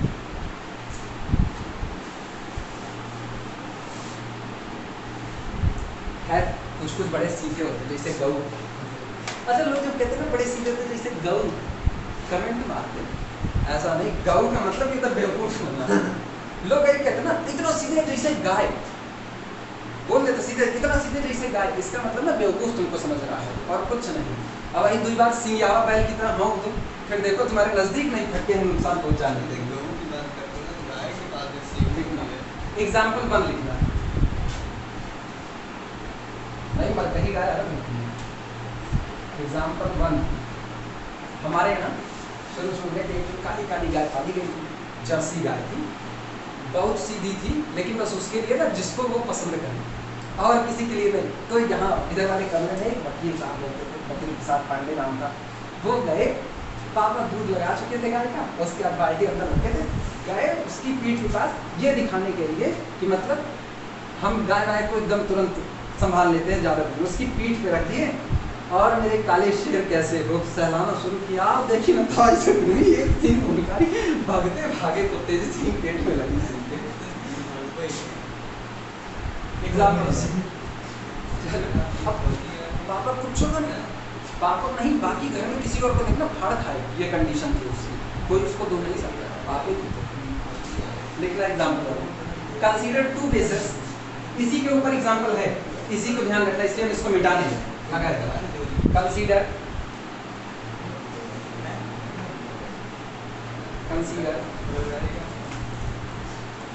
2 बेसिस,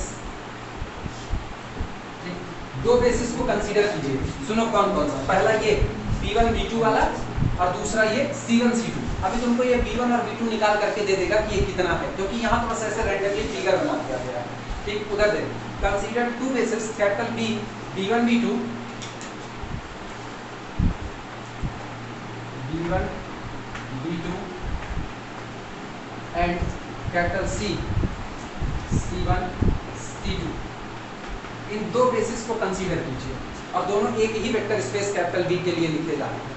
ठीक, for a vector space capital B, for a vector इसी के साथ है, for a vector space capital B such that, और इस तरह से है सच दैट, सुनो ये इंफॉर्मेशन खुद दे रहे हैं, ये इंफॉर्मेशन दे रहे हैं कि आप इसको बेसिस एलिमेंट B1 B2 को C1 C2 से कैसे बना सकते हो, ये इंफॉर्मेशन ये दे रहे हैं। उसके बाद ये डिमांड करेंगे, उसको देखा जाएगा।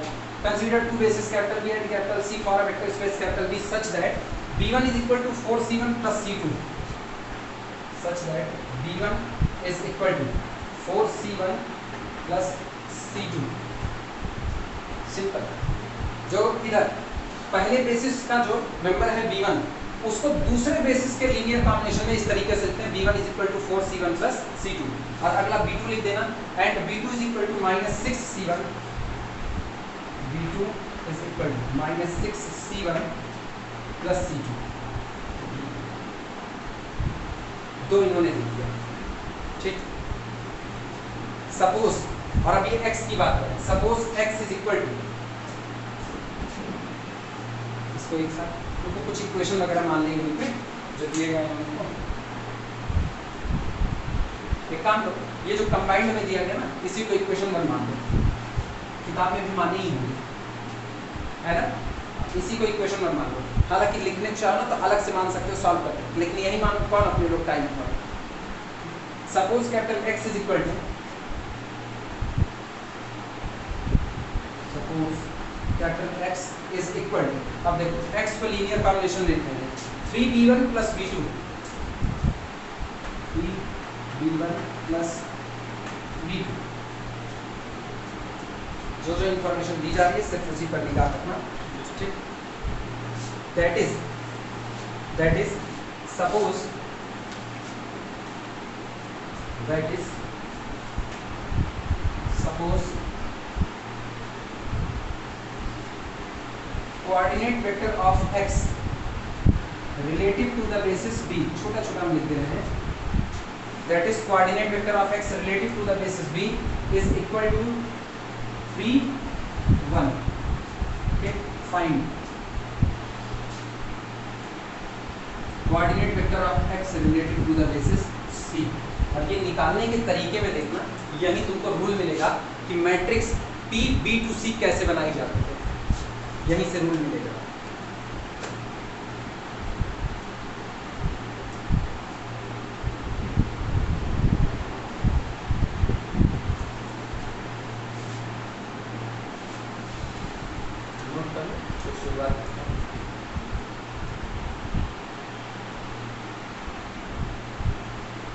हमारे यहाँ गाँव में एक गाय थी, उसको धोने का तरीका ना अजूबा था वास्तविकता में।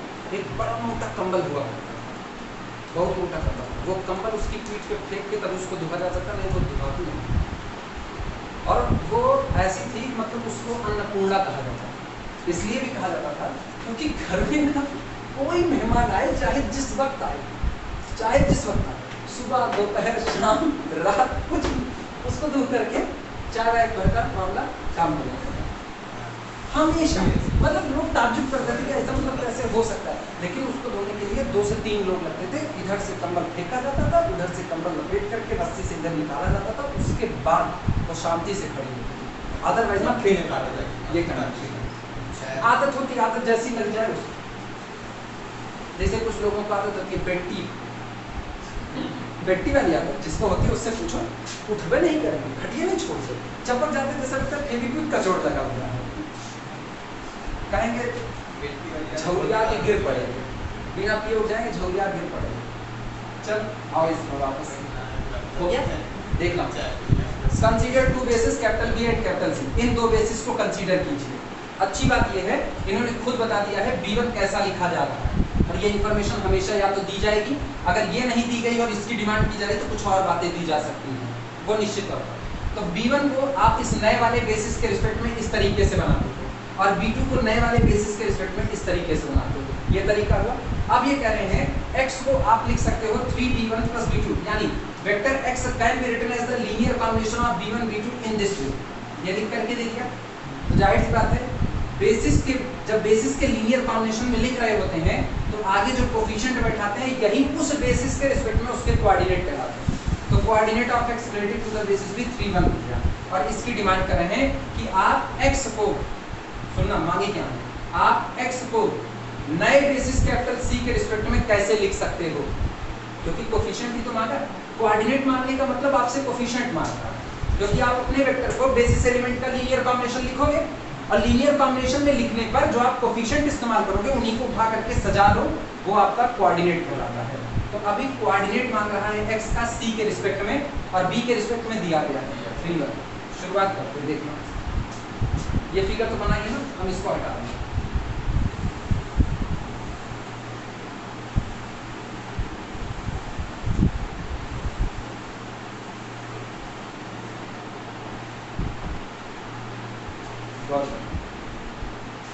जो सबसे पहला काम होगा, जिसकी डिमांड की कुछ लिखना मत, सिर्फ ऐसे ही नॉर्मली लिखो।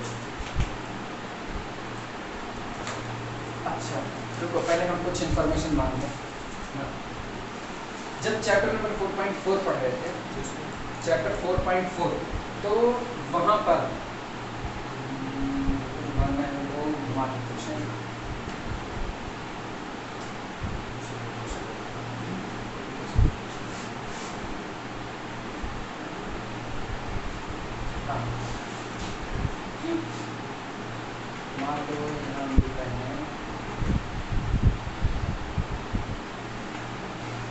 Vector C1, vector C2, vector C4, या नहीं भारी हो जाएगा तो लोगों के लिए, तो ऐसे चलो नहीं पूछेंगे, भारी पड़ जाएगा, पता चलेगा हमको जो समझाना है हम समझ में नहीं करोगे और डर रहा हो। लिखना, apply the coordinate mapping, apply the coordinate mapping solutions.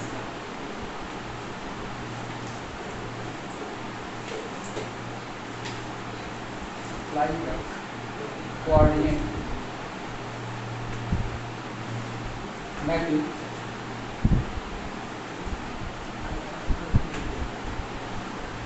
apply the coordinate mapping determined by C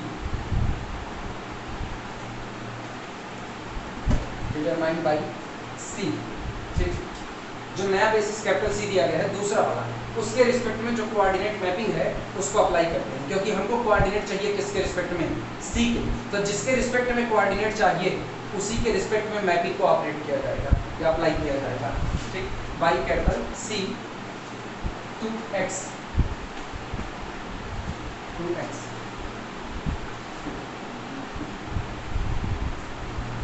कहीं पर इक्वेशन 2 वगैरह माने कि नहीं माने, कहीं नहीं माने। पहला वाला ये था x वाले को 2 कर सकते हैं, 2x इन इक्वेशन 2। ये जो x वाला है इसको इक्वेशन नंबर 2 कर देना, ठीक। Apply the coordinate mapping determined by capital C to x in equation number 2। Equation number 2 में C के रिस्पेक्ट में कोऑर्डिनेट मैपिंग को अप्लाई करते हैं। देखना, coordinate vector of x related to the basis C is equal to, यही तो demand किया है, डिमांड इसी की। अब इधर देखना, रुक जाओ, इधर देखना, this is the coordinate mapping of या coordinate vector of x।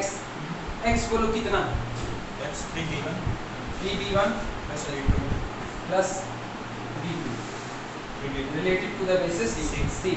Linearity की प्रॉपर्टी से अगली लाइन क्या चल सकते हैं, दूसरी कोऑर्डिनेट वेक्टर अभी हाँ बोलो बोलो बोलो, कोऑर्डिनेट वेक्टर भी 3 into coordinate vector of b1 related to the basis C plus coordinate vector of b2 related to the basis C। यही चीज, बाकी लोग सही। इसका मतलब this is equal to 3 into, अभी कुछ लिखना मत, coordinate vector of b1 related to C। बोलो b1 का कोऑर्डिनेट वेक्टर C के रिलेटिव में 4 कॉमन 1, इसका मतलब 4 1 plus coordinate vector of b2 related to the basis C -6 1। ये रहा, दिस इज इक्वल टू क्या लिखा, 4 3 12 और उधर से 6 निकल गया 6, इधर 3 1 के 3 3 4 6 कॉमन 4। अब जो फिगर बनाए हो उस फिगर में देखो क्या coordinate vector of x related to C यही आ रहा है 6 कॉमन 4। ये आपका सर वो diagram of b1 b2 diagram को कितना समझा सकते हैं, कहाँ पर b1 b2 की वैल्यू यहीं पर रख करके इन टर्म ऑफ C। फिर तुम वो कॉन्सेप्ट मिस कर दोगे जो लीनियरिटी की वजह से हम लगा पाए। अब आई बात, बीच वाला स्टेप गैप हो जाएगा ना। फिर तुम वही कॉन्सेप्ट बहुत तगड़े से मिस करोगे, और हम लीनियरिटी के कॉन्सेप्ट को भूलना नहीं चाहते हैं, इसीलिए ये हिसाब चलो लिख लो, ये नोट करो।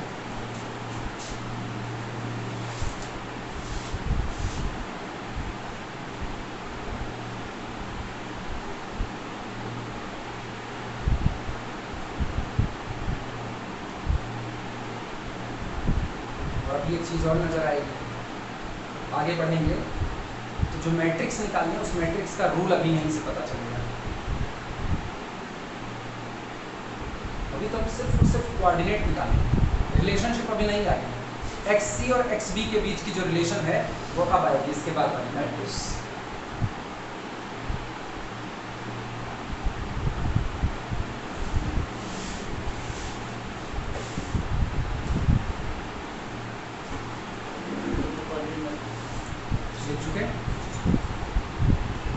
अगली लाइन बोले लिखना। अब सुनो, इतने तक की बात छोड़ दो, इतने तक की बात छोड़ दो। ये बताओ ये कैसा इक्वेशन है, ये कैसा इक्वेशन है, टोटल की बात कर रहे हैं। Coordinate vector of x relative to the basis C is equal to this, कैसा इक्वेशन कहा जाएगा? भूलना नहीं चाहिए, बिल्कुल नहीं भूलना चाहिए। पैरामीट्रिक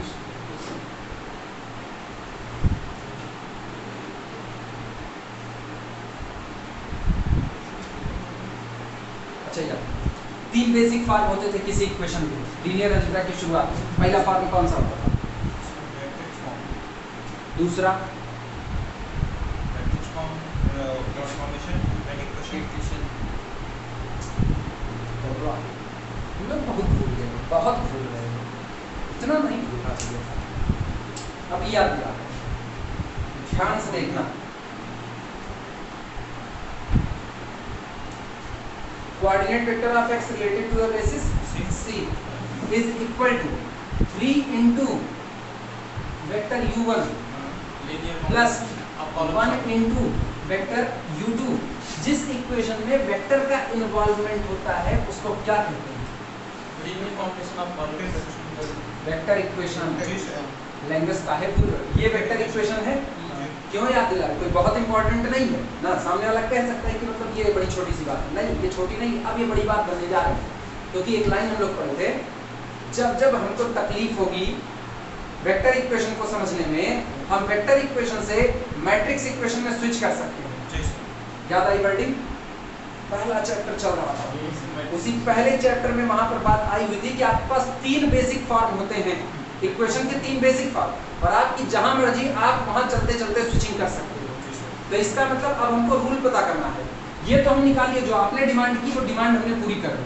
आपने coordinate vector of x related to the c निकाला, वो हम आपको बता दी भैया 6 4 होता है।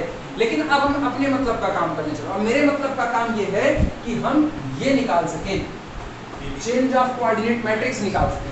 और इस मैट्रिक्स को निकालने के लिए, चूंकि निकालना क्या है, मैट्रिक्स को निकालना है, इसलिए वेक्टर इक्वेशन से काम बनने वाला नहीं है। स्विच करो इस वेक्टर इक्वेशन को किसमें? मैट्रिक्स के इक्वेशन। अभी आई बात समझ में? इसीलिए ये वर्डिंग इंपॉर्टेंट है, अदरवाइज इतनी इंपॉर्टेंट नहीं है।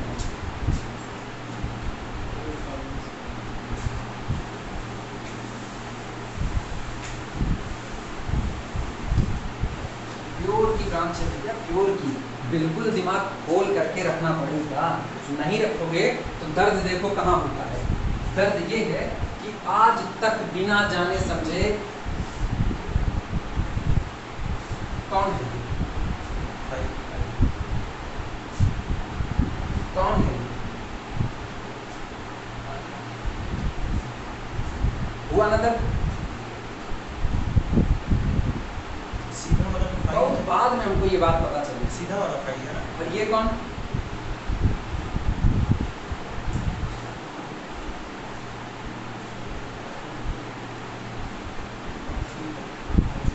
इसीलिए हर जगह पर आँख नाक कान खोल के रखना पड़ता है। सोचो, हम खुद को बता रहे हैं, क्योंकि हम इसको 5 5 5 पढ़े, पढ़ाने वाले 5 पढ़ाए, नाम लेने में क्या जाता है, लोग नाम रख दिए। हाँ, कई बार सेट थ्योरी, हम तो इंटर से इसको जान रहे हैं। सेट में जो सबसे पहले जो इम्पटी सेट निकालते थे उसको सीधे बोलते थे 5, बोला जाता था।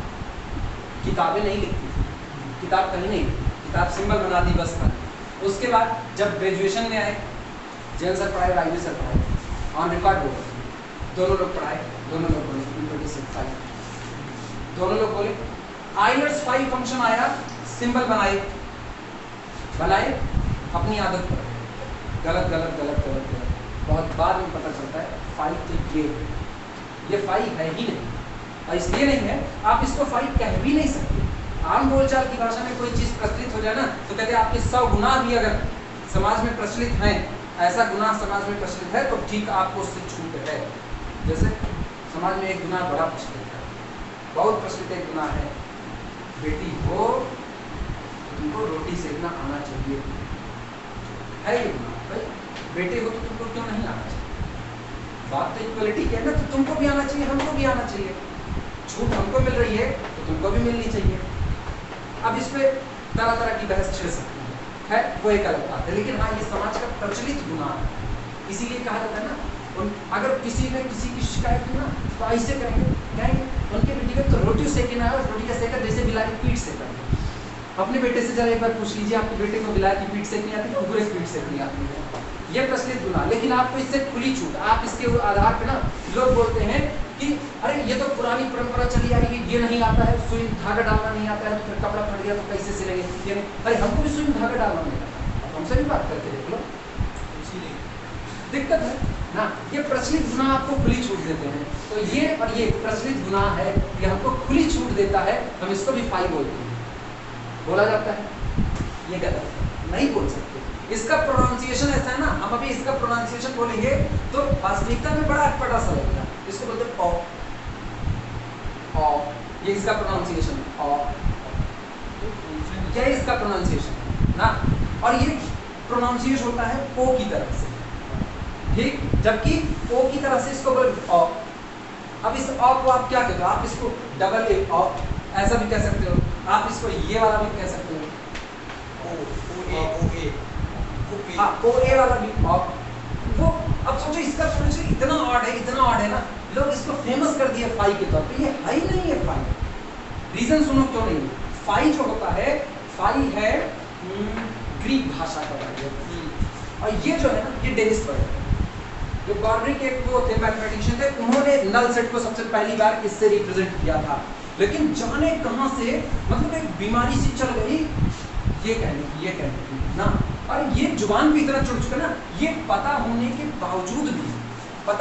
बावजूद भी मेरे खुद के मुंह से ऐसा ही निकलता है। और इसको हम दूसरी जगह पर कब सुने, एक तो हम पहली बार इसको सुने थे विकिपीडिया पर ये दिखा ना, तो विकिपीडिया कहीं इसको फाई लिख ही नहीं रहा, तो मेरा दिमाग खटका कि विकिपीडिया इसको फाई क्यों नहीं लिखा, तो हम इसका नाम पूछे, अच्छा फाई देखे विकिपीडिया पर आई स्पाई फंक्शन पढ़ो तो ये लगाया, हम तो ये दो अंतर आया। तो इसको जब खोजना चालू किया ना तो पता चला इसका प्रोनाउंसिएशन खोजने लगे, जब इसका प्रोनाउंसिएशन खोजे तो एक जगह पे एक साइड पे जाकर के टकराए तब मिला, और दोबारा हमको क्यों याद आया इतने दिन के बाद, इतने दिन तक मेरी बैक स्पेस की मेमोरी में था। 2 मिनट इनको रखो, तो अब अगली वाली बात ये मिला कहाँ से, हम रिकॉर्ड नहीं बोल सकते, बवाल हो जाएगा। अब इसके बाद लिखना we can write this equation, इसी की बात करें, we can write this equation as a matrix equation, we can write ये काहे लिखोगे, अब इतना तो याद रखो ना, we can write this equation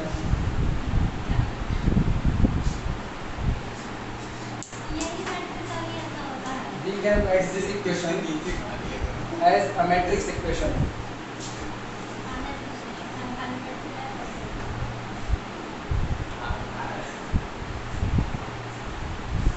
We can write this equation, हम इस इक्वेशन को लिख सकते हैं किस तरीके से, as a matrix equation, ठीक, such that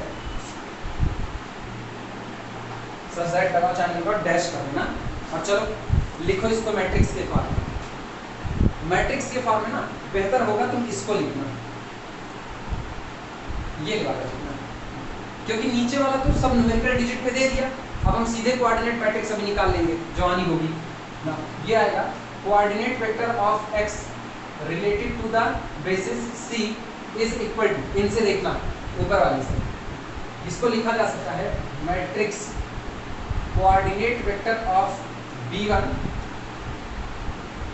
related to the c, अगला कॉलम को coordinate vector of b2 related to the basis c, ये मैट्रिक्स, और इनटू बोलो यहाँ पर क्या लिखा जाए, into 3 1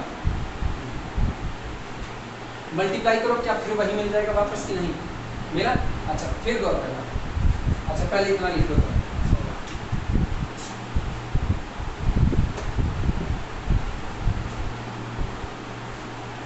this implies that coordinate vector of x relative to the c is equal to, formula हम बना देते हैं, हम कई लाइन काट देते हैं, क्योंकि ये समझ की बात है।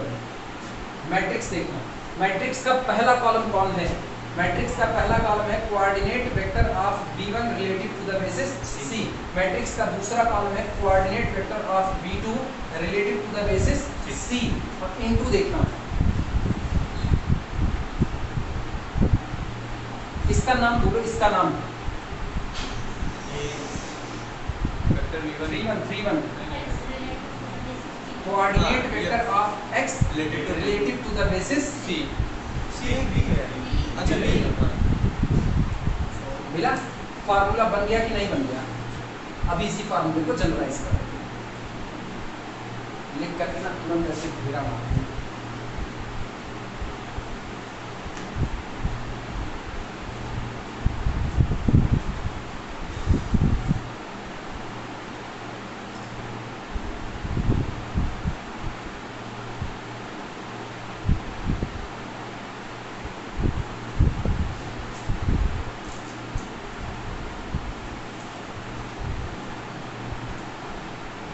हो जाएगा।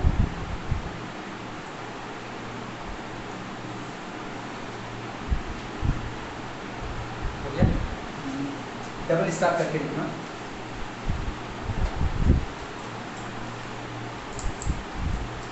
अच्छा, इसको ना कई क्वेश्चन अब तक माने हुए हो, 2 माने हो, इसको 3 मान लेना,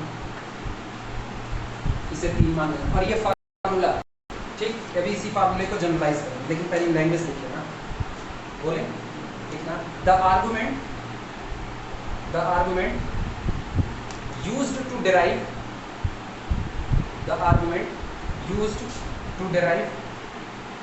formula 3, the argument used to derive formula 3 can be generalized to yield YIELD, to yield the following result। ये कह रहे हैं जो ये ऊपर आर्गुमेंट चला हुआ है, जो ये वाद विवाद ऊपर चला, ठीक, जो भी बहस चली, इस फार्मूले 3 को निकालने में, ठीक, कैन बी जनरलाइज, इसको आप और व्यापक तौर पर बना सकते हो to yield the following result. नीचे लिखे गए रिजल्ट को बनाने के लिए, ठीक, और नीचे लिखा गया रिजल्ट कुछ और नहीं, ये है theorem number 15, most important theorem. लिख देना थ्योरम नंबर 15, फॉलोइंग रिजल्ट करके ना फुल स्टॉप लगा देना। अच्छा, नंबर 15 लिखना।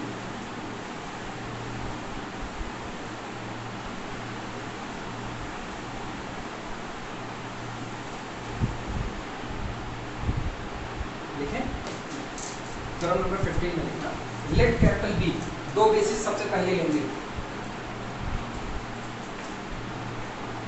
थ्योरम नंबर 15,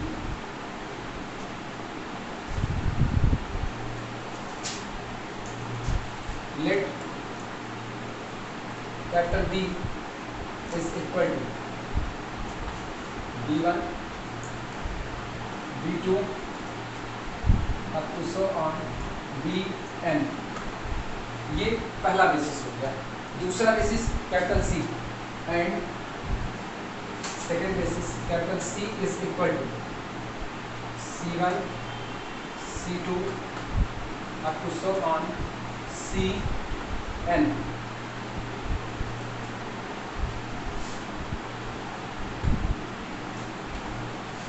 वास्तविकता में अपने आसपास बहुत सारी चीजें हैं जो बड़ी अड़बंगे तौर पे हो चुकी हैं, और पहले समाज का हिस्सा हुआ करती थी, जैसे बड़ी बड़ी बाल रखना। अभी आज की तारीख में कोई लड़का रखा ले, बड़ी सिटी की बात नहीं करे, लेकिन अपने यहाँ छोटी सिटी में सुल्तानपुर में छोड़ो, घरवाले ही कहते नचनिया जैसे बाल रखा है, सीधे तो स्टेटमेंट पास। पहले लोग बहुत बड़ी बात करते थे। ठीक, अरे पहले लोग ना रखते होते तो धर्म ग्रंथों में जो ये दिखाते हैं, वर्णन करते हैं, ये वर्णन ही कहाँ से आता है? देखो, एक को टीवी सीरियल में जितने देवता बनाए जाते हैं, बड़े बड़े बाल होते हैं, लेकिन अब तर्क करने वाला कहेगा ना टीवी सीरियल देख करके थोड़ी, अरे वो अभी तो हमारी मौसी की लड़की मेरे बराबर है, तब वो बैंगलोर में उनको सबको छोड़ो, दिव्स एकेडमी, दुबे सर, वो भी तो वो भी रखाएंगे। थोड़ा जुड़ा हुआ है। लेकिन नहीं, सोसाइटी में छोटे शहर में ये कल्चर नहीं, छोटे शहर में तुरंत घर वाले तो इसे होते ना, बचपन में बाल कटाने के लिए लेकर के जाए तो कहते एकदम भैया एकदम बैठाए दो, हाँ बैठाए एकदम, ये हाल होता है। B basis for a vector space या ऑफ अ वेक्टर स्पेस लिख देना, of a vector space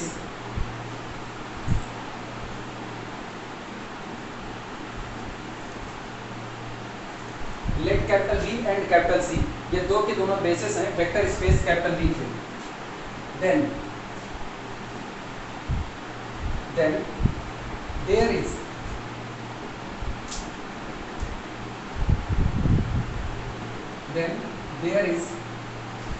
a unique n cross n matrix, then there is a unique के नीचे डबल अंडरलाइन करना, ये जो भी रिलेशनशिप आएगा ना ये यूनिक होगा। ऐसा नहीं है कि आपको 2 कोऑर्डिनेट मिले एक ही वेक्टर के लिए ना, एक बेसिस के रिस्पेक्ट में दूसरे बेसिस पर जा रहे हो तो आपको एक ही कोऑर्डिनेट मिलेगा, इसीलिए ये ट्रांसफॉर्मेशन भी कैसा रहेगा, यूनिक रहेगा। Then there is a unique n cross n matrix. आप सुनना, ये लिखने वाली जो बात है ना ये तुमको याद रखनी पड़ेगी, ये भूलती बहुत तेजी से, लेकिन ये तुमको याद करना पड़ेगा। जरा इसमें बोलो, ये ट्रांसफॉर्मेशन के तौर पर बिहेव कर रहा है। जी सर। ट्रांसफॉर्मेशन ऑपरेट कर रहा है किस पर? Change of coordinate. Transformation operate कर रहा है किस पर? ये पूरा बोलो। Coordinate vector of x relative to the basis p, और जो रिजल्ट प्रोड्यूस कर रहा है वो कौन है? Coordinate vector of x relative to the basis c। इसका मतलब जो चेंजिंग हो रही है वो किधर से किधर जा रही है? b से चेंज कर रहा है किसमें? c में। तो ये लिखी जाती है मैट्रिक्स p b c, ये इसका रिप्रेजेंटेशन है, याद रहेगा।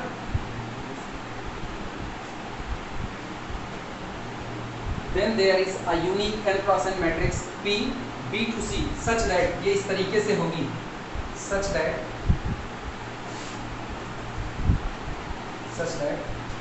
आप साथों साथ बोल सकते हो, बोलो coordinate vector of x relative to the basis C is equal to P B to C। अब इसका नाम बताते हैं, P B to C into, यहाँ पर कौन रहेगा? Coordinate vector of x relative to the basis b, changing जहां से है, और इसे नाम देना इक्वेशन नंबर 4। ये जनरल फार्मूला, ये तुमको हमेशा अपने दिमाग में याद रखना पड़ेगा। यही चेंज ऑफ बेसिस है, यही पीएससी में नरक होगा देता है।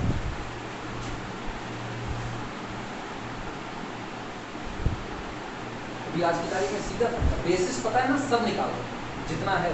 अब तो पता चल गया ना, अब तो लीनियर ट्रांसफॉर्मेशन का ये बिहेव समझ में आ गया कि आप ये सीधा लिख सकते हो ऐसा। अनंत पहले एक की इमेज निकालते थे, फिर पहला कॉलम दूसरा कॉलम इस तरीके से भरा जाता था। पहले तो वो होता सुडोकू खेला जाता था इसके साथ। आगे लिखना, द कॉलम्स ऑफ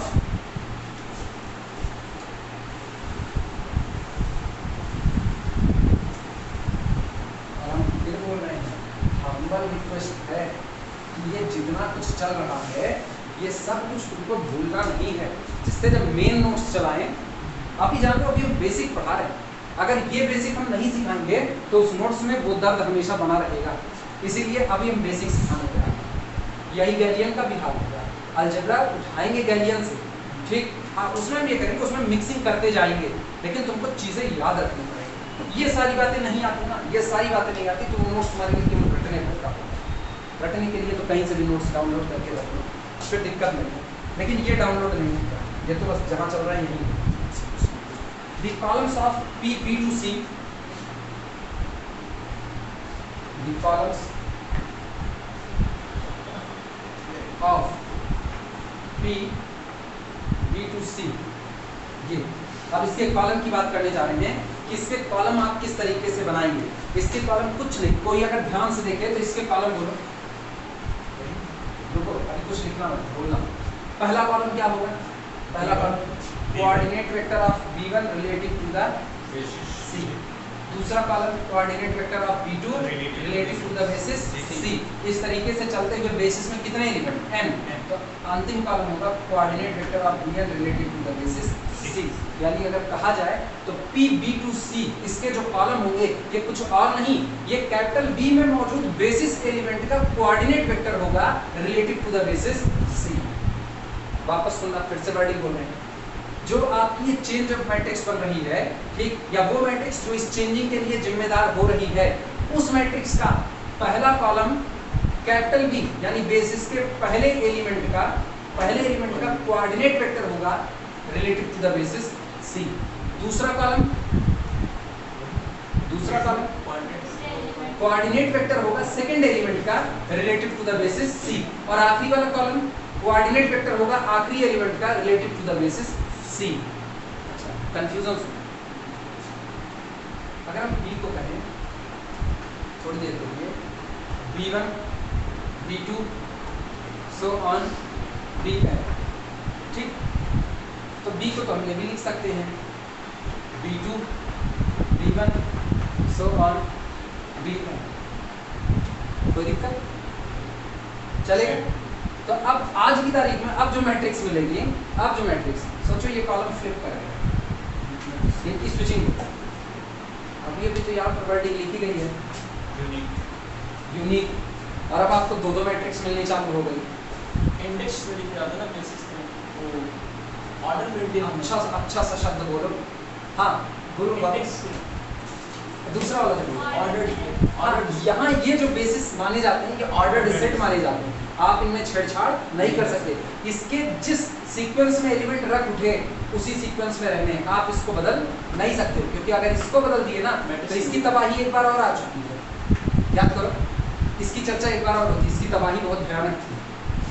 जब कोऑर्डिनेट वेक्टर बनाएंगे तो हाँ। उसमें स्टेप बन जाएगा, दोनों चेंज आ जाएगा। हाँ, एक ही एलिमेंट के कईयों मतलब निकल करके कोऑर्डिनेट वेक्टर मिलने लगेंगे, और जबकि हम पहले पढ़ चुके हैं इधर बैठे एक एलिमेंट का उधर एक ही इमेज बनेगी, एक ही कोऑर्डिनेट वेक्टर बनेगा।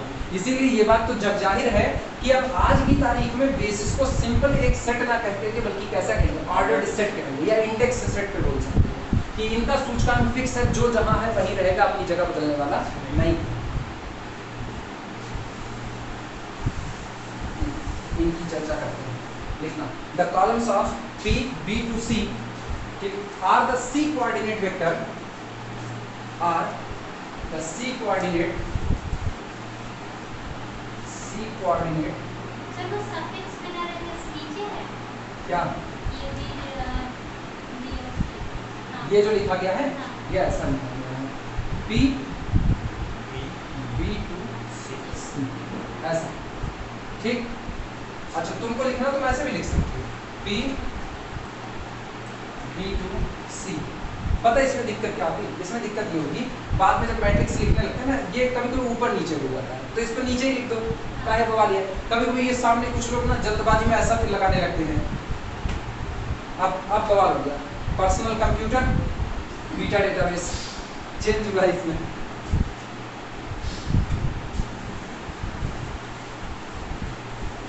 लिखा गया है the columns of P, B to C are the coordinate vectors of the vectors, coordinate vectors of the vectors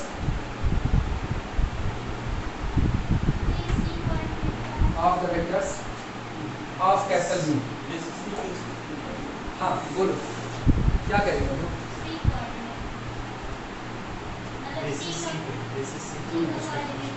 ये कह रहे हैं जो आपकी मैट्रिक्स आएगी, इस मैट्रिक्स के जो कॉलम होंगे ये कुछ और नहीं, ये C कोऑर्डिनेट होगा। C कोऑर्डिनेट किसका? फिर देखना वापस बहुत धीमे, हम इसको बहुत धीमे चलाएंगे, इसमें टेंशन ना ले, एकदम नया। ये मान लो अब तक के लिए तो लोग सबसे नया टॉपिक होगा। देखना, अब मैट्रिक्स बना रहे हैं, मैट्रिक्स का पहला कॉलम भरना है, तो पहला कॉलम ये B1 नहीं आएगा, बल्कि ये C कोऑर्डिनेट आएगा। किसका कोऑर्डिनेट? B1 का। B1 का C कोऑर्डिनेट का मतलब है कि B1 को दूसरे बेसिस कैपिटल C के एलिमेंट के लीनियर कॉम्बिनेशन में रखो, यानी B को ऐसा रखो, आप इस B1 को रखिए, B1 is equal to α1 C1 vector plus α2 C2 vector plus इस तरीके से चलते हुए प्लस αn Cn वेक्टर। इसका मतलब जो अपना बेसिस का कैपिटल B, बेसिस का पहला एलिमेंट दूसरे बेसिस कैपिटल C के एलिमेंट का लीनियर कॉम्बिनेशन लिखा गया मिला। तो अब इसके कोऑर्डिनेट रिलेटिव टू C कहे जाएंगे। α1 α2 αn ये कोऑर्डिनेट है, किसका कोऑर्डिनेट है? B1 का। किसके रिस्पेक्ट में? किसके रिस्पेक्ट में? बेसिस कैपिटल C के रिस्पेक्ट में। ठीक, क्यों रिस्पेक्ट में कहे? क्योंकि इसको लिखा किसके रिस्पेक्ट में गया है? C1 C2 so on Cn respect में। अब आई बात समझ में? इसीलिए कहा जाता है इसका पहला कॉलम ये भरा जाएगा, coordinate vector of B1 relative to the basis C, और इसी चीज को लिखा गया है the columns of P, B to C are the coordinate vector. किसके कोऑर्डिनेट वेक्टर हैं? Of the vectors of capital B के वेक्टर के कोऑर्डिनेट वेक्टर लिखे जा रहे हैं। ठीक, अब उसको बना देंगे, किसके रिस्पेक्ट में है? The columns of P, B, C are the coordinate vector of the vectors in the basis capital B। लिखना, that is अर्थात,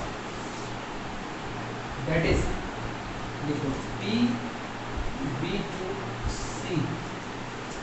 इसको ना खूब दोहराना, ये नहीं दोहराओगे तो ये भूलेगा। इस पूरे लीनियर अलजेब्रा डेविड सीरीज में यही एक चैप्टर ऐसा ना जो जबरदस्त तरीके से भूलता है।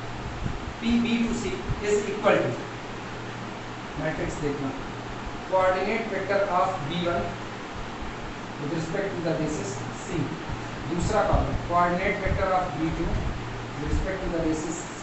इस तरीके से चलते हुए लास्ट का column coordinate vector of Bn related to the basis C। ये मैट्रिक्स आई और इसे इक्वेशन नंबर 5 मान लेना। ये इक्वेशन नंबर 5 मान लेना और घेरा मार दो तुरंत इसमें।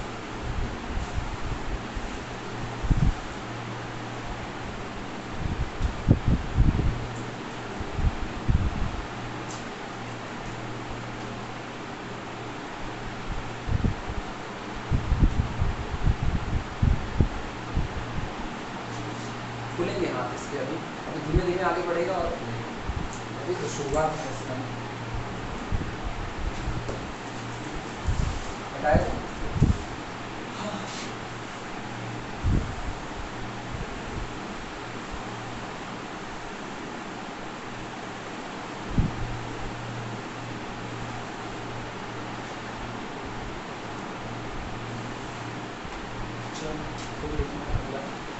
अब डबल स्टार करते हुए लिखे जाना। ठीक, अब इसका नाम बोलने चल रहा है। इसका नाम क्या होगा लिखना। The matrix P B to C, the matrix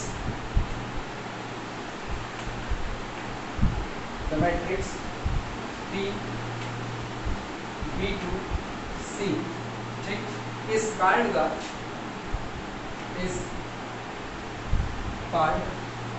the change of coordinate, ऐसे लिखा, change of coordinate। The matrix P B to C is called change of coordinate matrix, change of coordinate matrix from B to C, change of coordinate matrix from B to C। ये वो matrix है जो बदलाव करती है, coordinate को बदल रही है, लेकिन कहां से कहां? B के कोऑर्डिनेट को बदल रही है, किसमें? C के कोऑर्डिनेट को बदल रही है। The matrix P B to C is called the change of coordinate matrix. ये चेंज ऑफ कोऑर्डिनेट मैट्रिक्स है, या ये कहो ये कोऑर्डिनेट को बदलने वाली मैट्रिक्स है, और जो बदलाव है वो कहां से कहां जा रहा है? From B to C। यानी ये कैपिटल B के कोऑर्डिनेट वेक्टर पर ऑपरेट करती है, इस पर ऑपरेट करती है, और इस कोऑर्डिनेट वेक्टर को चेंज कर देती है किसमें? Coordinate vector of x related to the C। मतलब ये x का एक नया नाम दे रही है। जब तक x b की दुनिया में है तब तक उसके कोऑर्डिनेट b के रिस्पेक्ट में देखे जाते हैं, लेकिन जैसे मैट्रिक्स उस पर काम करती है वो उसको मॉडिफाइड करती है, या कह सकते हो उसको एक नई दुनिया का मेंबर बनाती है, और वो जो नई दुनिया होती है वो किस बेसिस के रिस्पेक्ट में लिखी गई? C। आज भी वो दोनों एक ही वेक्टर स्पेस में हैं, वेक्टर स्पेस नहीं बदला।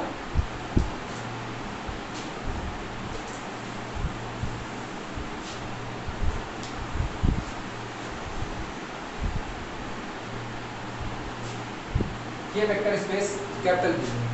किसी वेक्टर स्पेस के पास एक ही बेसिस हो ऐसा नहीं है, उससे एक से ज्यादा बेसिस उसके पास हो सकते हैं। तो यानी इसी के मेंबर को, इसी के अंदर में एक पड़ा हुआ है basis capital B is equal, इसी के एलिमेंट है B1 B2 so on Bn, इसी की, और इसी का एक दूसरा बेसिस है capital C is equal to C1 C2 up to so on Cn, दोनों इसी के बेसिस हैं। जिस दिन एक मेंबर इसके अंदर पड़ा हुआ है x, इस मेंबर को इनके रिस्पेक्ट में लिखा जाता है, यानी x को इनके लीनियर कॉम्बिनेशन में लिखा जाता है, तो x अपने आप को डिक्लेयर करता है कि आज की तारीख में मेरे लिए, अच्छा इसको लिख दीजिए, x इज इक्वल टू कोई कोफिशिएंट बोलो, a1 vector b1 plus a2 vector b2 plus up to so on plus an vector bn लिखा गया। अब की गौर करना, अब हम इसी x को c के रिस्पेक्ट में लिखेंगे, फिर उसी x को c के लिए लिखेंगे, तो d1 vector c1 plus d2 vector c2 up to so on चलते हुए प्लस dn वेक्टर cn। सोचो ये दोनों लोग क्या काम किए? ये दोनों लोग केवल एक काम किए, इन्होंने x को दो नाम दे दिए।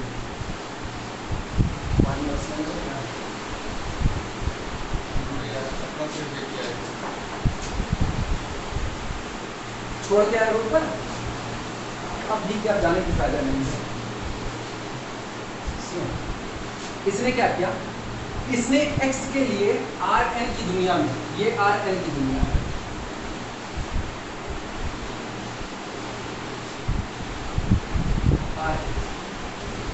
जब बेसिस p था तो x के लिए यहाँ एक नया नाम आया, वो नाम कौन है, वो एक कोऑर्डिनेट है Rn का, a1 a2 सो ऑन, ये कोऑर्डिनेट है। फिर क्या हुआ, फिर x को c के रिस्पेक्ट में लिखा गया, तो अब की बार कोऑर्डिनेट चेंज हो गया, क्योंकि एक बार में एक ही कोऑर्डिनेट मिलेगा और आप बेसिस बदल चुके हो। हम बताएं तो ये ना पूरे c1 c2 c3 सब के सब b1 b2 b3 bn-1 भर दो, लेकिन एक ये बदल दो, cn और bn इनको चेंज कर, ठीक।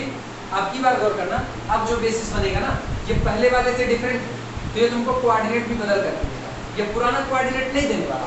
पुराना कोऑर्डिनेट तो तुमको ये उसी दिन मिलेगा जिस दिन बार बार तुम बेसिस यही रिपीट कर दोगे, तब तक। और बेसिस हो गया चेंज, एक का भी बदलाव अब की बार x को कहीं और ले जा करके पटकेगा, d1 d2 so on dn, लेकिन दोनों किस में रहेंगे, Rn में ही रहेंगे, ये बदलने वाले नहीं है।